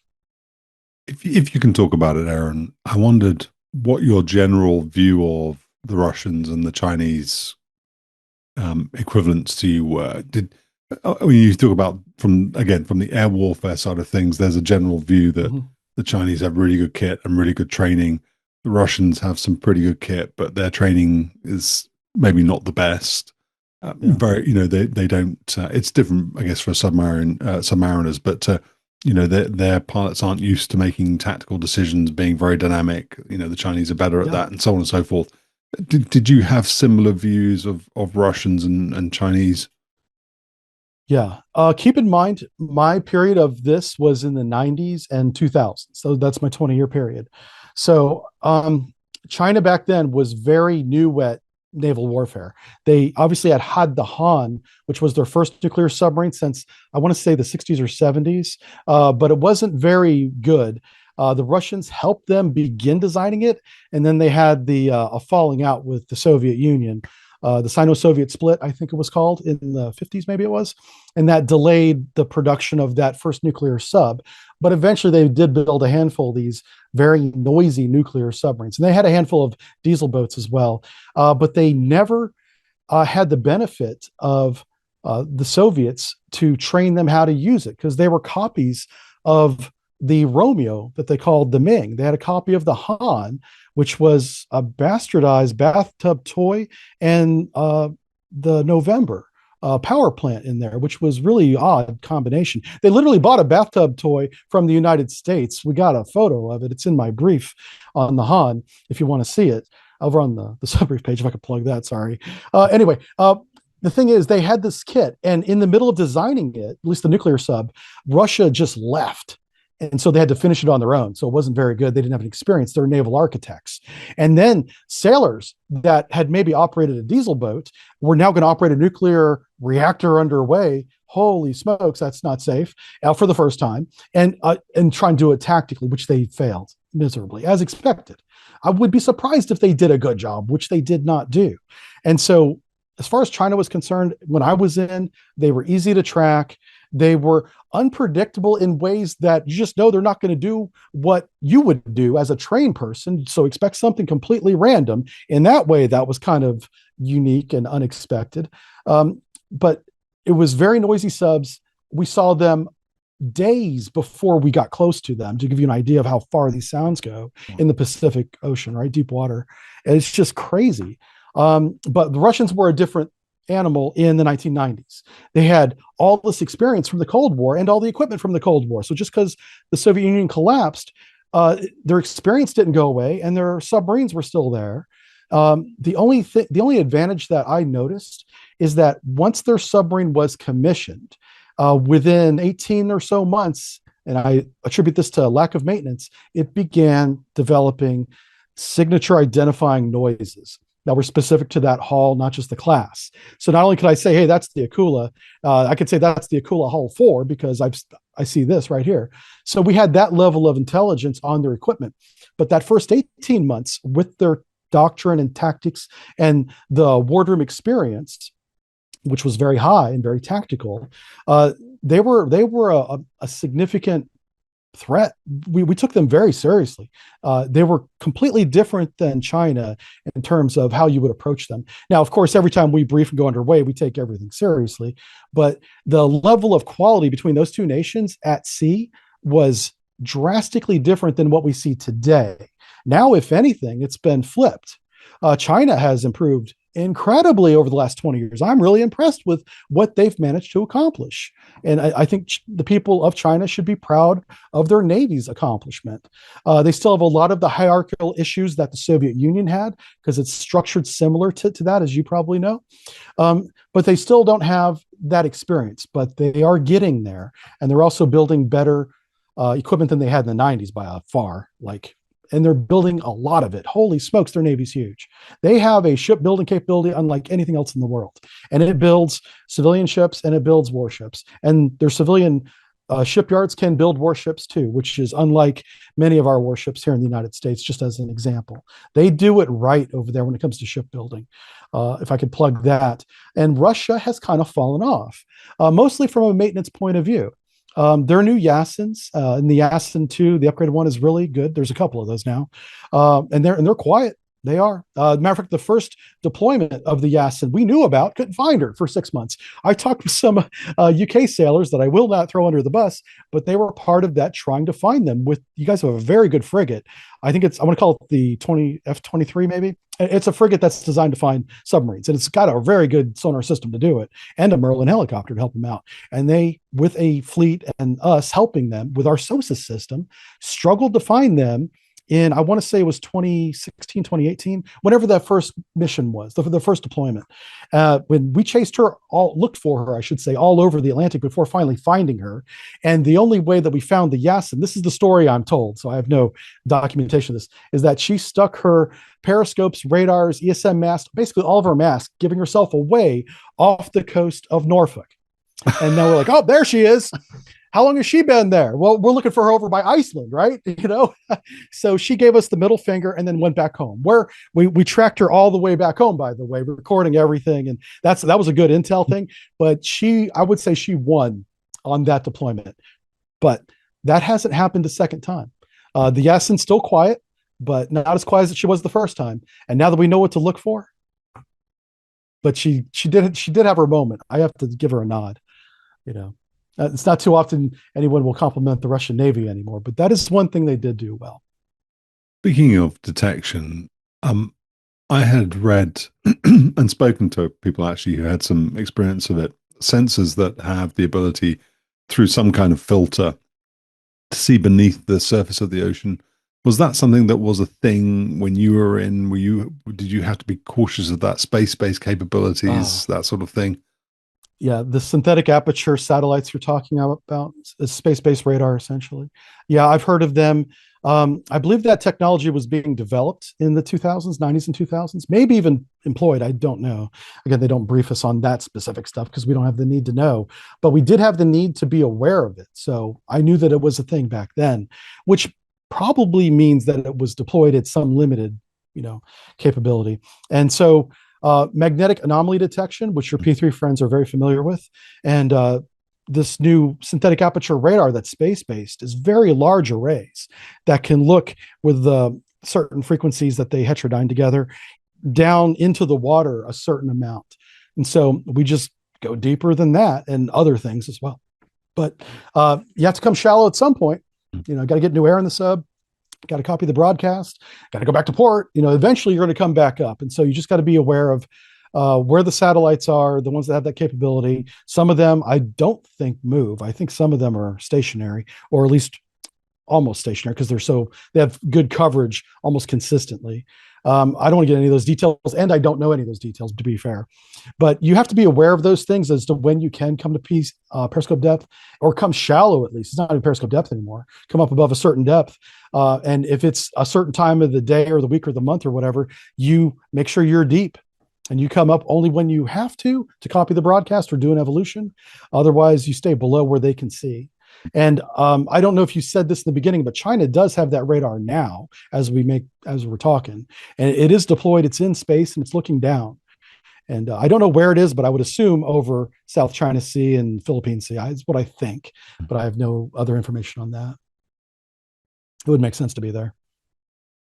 Just round off for us then, Aaron, your personal journey as a sonarman. I wonder, again, because I listen to you on the live streams, and I know you're just going through, it's a game, ultimately. It's a really good game, but it is a game. So I know that you're not sort of really flexing, but you sound like you know so much. I wonder whether you get towards, you've been at sea so many times, you become an instructor, you've been through the advanced school, whether or not you get to a point where actually you kind of max out on your score as a sonarman, where you can't go any further. Is that a thing, or are you that every day is a school day, you can always learn more? I mean, without Right. being modest, do you reach a point where actually you are a guru and you know all the things you need to know, you can do the job without having to think too hard about doing it, and now Yeah. your role is to then try and impart some of that to the next generation? So there's a lot of levels to that. One, I would say that for me, as I said in the beginning, whenever I joined the Navy, I took advantage of much college classes as I could, as well as learning my sonar skills. And so for me, every day is a training day for myself to learn something if I can. Um, I became confident probably after that first mission, and I always had a measurement of reality. I always really checked myself, especially before I went on mission again, to be like, hey, you don't know everything. You only know what you're trained and what you're told. And there's a whole nother world on top of that that the boardroom knows. And the closest thing to what you describe as a guru is that Master Chief Sonarman that stood next to me in my weakest moment on my first mission. And he had all the experience in the world working at the Office of Naval Intelligence. He would be the pinnacle, he would be the guru. And there's just a handful of those sonarmen. And it's very difficult to get into that program. And I did consider it, but their deployment schedule is nearly 100%. It's insane. They're always on submarines. And so good luck having a personal life if you're going to do that. But that is the guru. And I never achieved anything like that. I would like to stress to people, if you're impressed with some of the things that I know, we have a Navy full of people like me in the submarine force. I'm one of thousands that are at sea or in the submarine force at any one time. So I'm not the anomaly. This is what your taxpayer dollars buy. Hmm. And this is, now we all have our own personalities and quirks, of course, but the level of knowledge and experience is taught in the same classrooms today that I went into, 20 years ago. I love that answer. Yeah. I said Okay. go ahead. I was thinking that's probably the most honest answer I can give you, and I hope the American people are proud of their submarine force. They should be. I said at the outset that I wanted to ask you about UAPs, and I don't want to Oh yeah, cheapen. I don't want to cheapen the conversation. I ask because people I know in the Air Force who have seen UAPs yeah, and have interacted with them to some degree have told me they have seen them going into the sea. And I read several years ago, because it was just something that I think I came across on the internet, about Russian submariners reporting things under the ocean that they couldn't really explain. So yeah, seeing on radar, not radar, sorry, seeing on sonar or listening on sonar, something very rapidly accelerate, very rapidly change the distance between, where they are and where they were.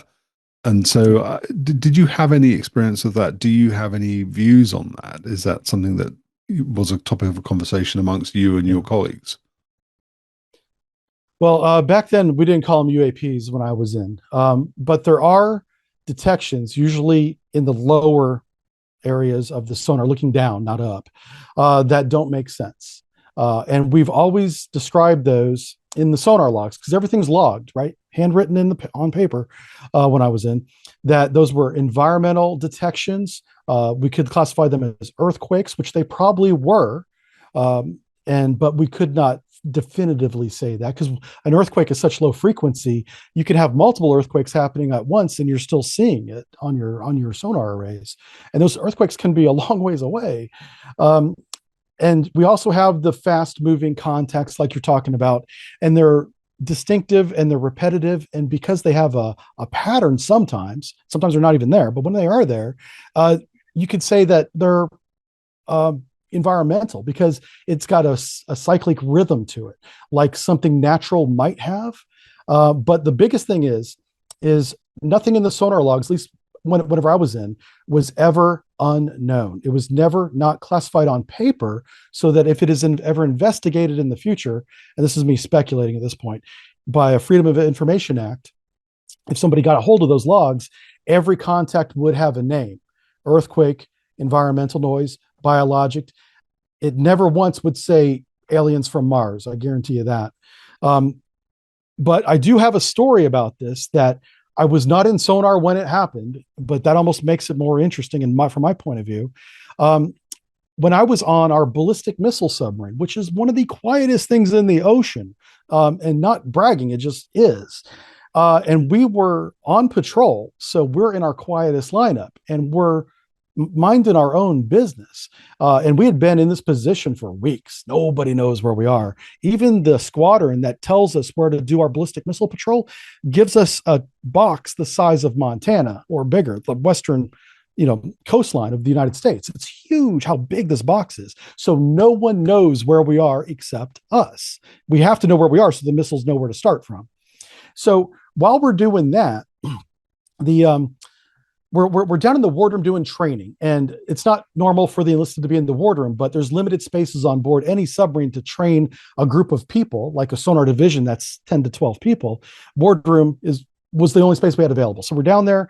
We have me, the sonar chief. We have the WEPs is with us because it's high level training.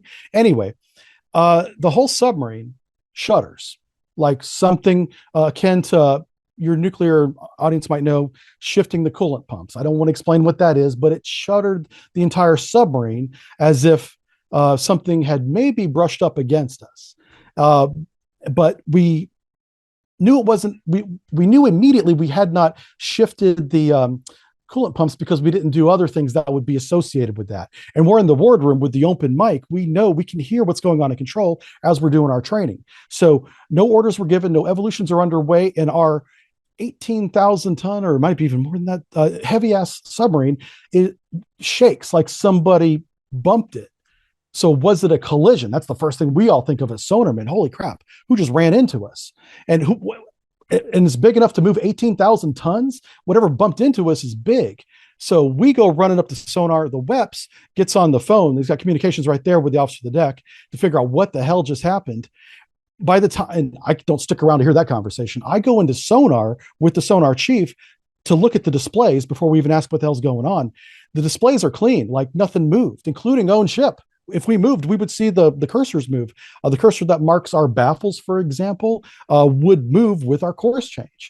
And there was absolutely no movement there. And the officer of the deck, who didn't give any kind of orders, did not notice any contact, has no idea what that was, but something came up alongside us, apparently, I'm guessing, I don't know this, moved us briefly, almost like it was running us over as if we weren't even there, and then kept on going. And there was nothing on sonar. We went over that sonar clip over and over again. We sent it to O&I. We were like, what the hell was this? We never got an answer from O&I. And to this day, I can't sit here and tell you what it was because I wasn't in sonar when it happened.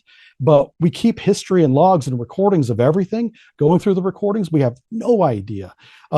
We dismissed it at the time because, again, we didn't call it UAPs. We said, well, maybe it was a really big whale having a party with his girlfriend, which probably not that either.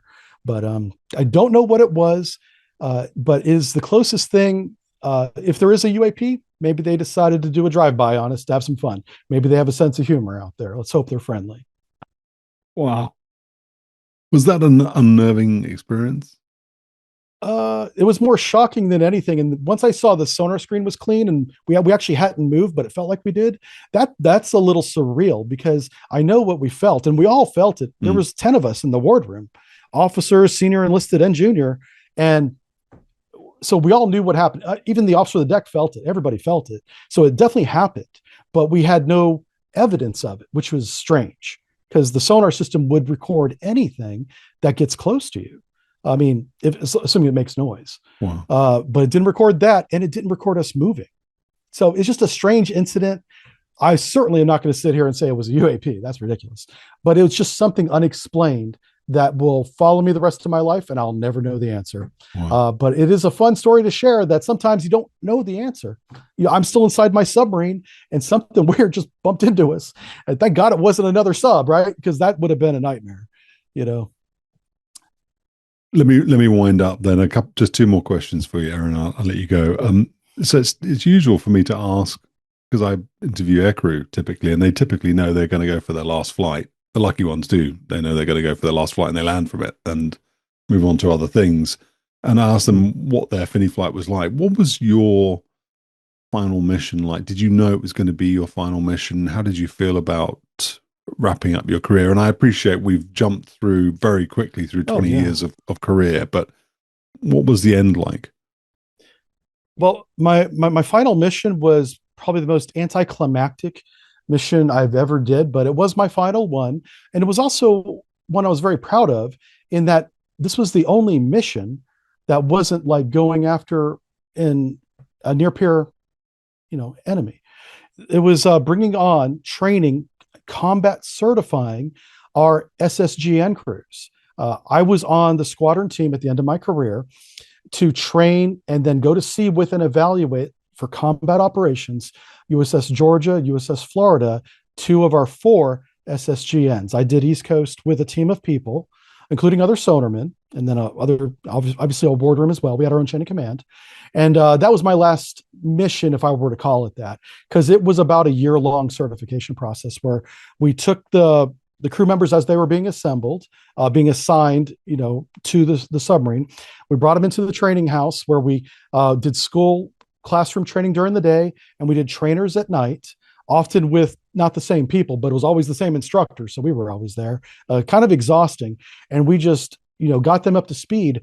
But because this was the Navy's newest toy, if you will, the SSGN, converting a ballistic missile submarine into having something like 150 some Tomahawk missiles, and it was they cherry picked the best. And from a sonar point of view, only the best sonarmen were either selected or volunteered and then were selected. So I was working with a very high level of knowledge and experience already. So those guys already knew what they were doing. They'd already proven themselves in almost all the cases. Every submarine will have a new person, like I was in the beginning. So there was that guy, of course. And I kind of empathized with him because I saw myself in him but 20 years ago, right? So that was kind of a connection we had. But so I trained those guys for months, and then we went to sea, and they performed beautifully. And that inspection, while it was done by us, we had additional squadron and command level people come in to make sure that we weren't just fudging the grades, of course, and they did very well. Now, I was more involved with the Georgia crew back then. I was responsible for the Florida crew, but I didn't have much to do on that side. I was too busy with the Georgia guys. And so that was kind of my last mission. I knew it. It was my last underway. And it's funny, the day we were supposed to pull in, we got delayed. So all the work was done. Everybody had passed. It was basically an extra day at sea, and it was my last day at sea. So all we did was watch movies, play video games on our laptops, and just have a good time. It was the most chill day ever. And then the next day we got on board the little tug and pulled back in. I think they had to stay at sea for some reason, but the inspection team, the certification team, we come on and off on a tugboat offshore. I don't know why. It's just the way it is. I think I already know. Underway. I think I already know the answer to the question, but again, you started by saying that you'd read Tom Clancy, and that had put it in your mind that you should go and try this out as a career. Did it live up to expectations? You know what? Yeah, in a way it did. It kind of exceeded them, and because there's things that I did that aren't in the book, and I was like, we do this too. This is great, And so I was like, where do I re-enlist? I often tell my audience that watch me regularly, and they'll definitely repeat this. I wanted to go back on board another submarine so bad. I didn't want to go to shore duty on my first two commands at all. And I was like, I'll re-enlist, just send me back on another squadron that's out of Groton so I can go up and track the Russians. And these days it would be out of Hawaii or Guam, so we go track the Chinese. But that's what I tried to. But the Navy's got the Navy rules, and it's for good reasons, to rotate sailors to shore so they can have a breather, calm down, don't burn out. We call those guys the gurus at O&I. Those guys burn out, but they're very smart. And so I had to do those shore rotation, and I did enjoy my shore time. That's where I went to college. But man, when I was on mission and I did counter drug ops, I did a lot of stuff off the coast of other countries that we weren't supposed to, and then certifying a brand new class of submarine, at least their combat certification. That's not in any Tom Clancy book. So I would say it exceeded it. I'm very proud of my service, and 20 years. Well, I'm between 15 and 20 years out at this point, and I look back wishing that I'd stayed in one more year or two more years. As many times as they would send me back on mission, I would have loved to stay. But one thing that's very real, and it's probably in your world as well in aviation, is the more experience you get, the more they need you training the new generation coming in. So the less time you actually have on the stack with the headphones because you're too busy evaluating the new generation, the current generation. Mm. And that's where I found myself at the end. So I kind of knew it was over. And boy, that's sad. But that's how I felt. I really want to do one more. The simulation. So I would encourage everybody who's listening to this, even if you think, well, I'm not going to go and watch somebody talk me through a sub sim, I would encourage you to go and listen to Aaron talk you through a submission in Modern Naval Warfare or whichever sim he's demonstrating, because it really is infectious, contagious, absolutely fascinating. But I wonder whether or not that is a very positive experience for you doing the Modern Naval Warfare thing, whether it causes you actually to be frustrated that you're not still doing it for a living, or whether or not it just rekindles nice memories. For me, it does rekindle nice memories because one of the sonar systems in the sim is the old sonar system that I used right at the very end of my career. And then they, of course, have the new ones that I had never seen before, which was fun to explore on my first time streaming with it. For me, it's a positive. The game is in a position where it's not ready for public release, even though it is available. But it works enough for me to have those moments where I was like, oh, I remember this feeling when we did this for real, and then I can kind of share that energy with the audience. And it's also fun for me to kind of go back down that memory lane, as you say, and kind of relive that one more time. I'm way too old now to even think about doing stuff like that again, but it's fun to simulate it and then demonstrate to a group of people that have real jobs that do other things, what it's like for this one small part of the U.S. Navy that no one ever talks about. By design, we are the silent service for a reason, but I'm given some liberty here to say, hey, we got some brave men and women out there doing this for real. Isn't this kind of neat? And I really enjoy presenting that in the position I find myself in now. I didn't ascribe it, or I wasn't ascribed this by anybody. I kind of took up the mantle on my own, almost unintentionally, but because I enjoy it so much, I've just run with it now for some 9 years. We just had our 9-year anniversary this week, so feels good to have done it for that long. Is it just you, or do you have a team? Whenever for my SubBrief lecture series, I began to exceed the limits of my knowledge, to be fair, and be critical of myself a couple of years ago. So I formally formed a company called SubBrief LLC, and then I hired a staff. I have staff writers, artists. We have people that I pay that are paid by the fans, people that watch my YouTube videos and subscribe to my Patreon. That money pays their salary. And if there's some left over for me, that's great. But I make sure those guys get paid because they do the work. All credit to my writer, and I'm going to say his name, even though he asked me not to publicize him very much because he has other obligations. But Typhoon Osbrecht from Naval Group is my lead technical writer, and we have other people that are contributing, by the way, so it's not just him, but it's him and his friends, and they submit some fantastic, well-researched scripts that I then customize in my style. And if there's ever a mistake, it's because I did that. The stuff he submits to me is very good. It's accurate. And then I published that as a lecture series on SubBrief, and that lecture series began in 2019. Just as kind of a whim. I did the Collins class, the Australian submarine, and that had a lot of popularity. And I was like, oh, this is kind of cool. Then I did some Russian subs, and I threw in some sea stories like we talked about today of the Akula, which if we ever do this again, I can tell you the Akula story. And I'll save that story for then. But anyway, the SubBrief is a professional lecture series written by actual naval experts. Typhoon was a Turkish naval officer, so he's got actual commissioned at sea experience in the surface navy. I'm the submarine expert. Between the two of us, we fight crime together. It's fantastic. We're a buddy cop duo, me and him. That's brilliant. And he's been working with me for over 3 years now, and he is the gravitas. He is the credibility that series has, and I'm very grateful to him. By the way, the guy he's brilliant. I said about 10 minutes ago it was my last question, but I've obviously lied.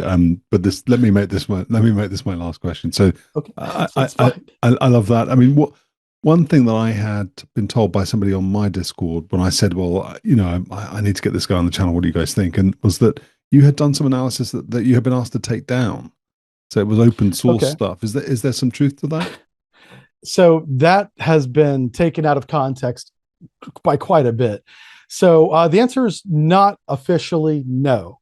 There was some stuff that I had said on my Jive Turkey live stream, playing as the Jive Turkey character, saying that I talk about my time in the Navy. So I'm sure the Chinese and the Soviets, not that they're a thing anymore, are listening in on this, trying to figure out what we were doing. Okay. Somehow that turned into a thing where, and this is all my fans, by the way, and I love these guys to death, but boy, they've made my life difficult sometimes on social media. There's this fictional character they call Daryl. They came up with his name too. He's in the white panel van down the road, hooked into the internet box, listening to my stream on YouTube, recording everything. And somehow over a many-year period on that story being repeated on social platforms that I'm not even aware of, turned into I got asked to take down videos by Daryl in the van, who's not even a real person. And it was all based on the cartoon character Jive Turkey. That is a character.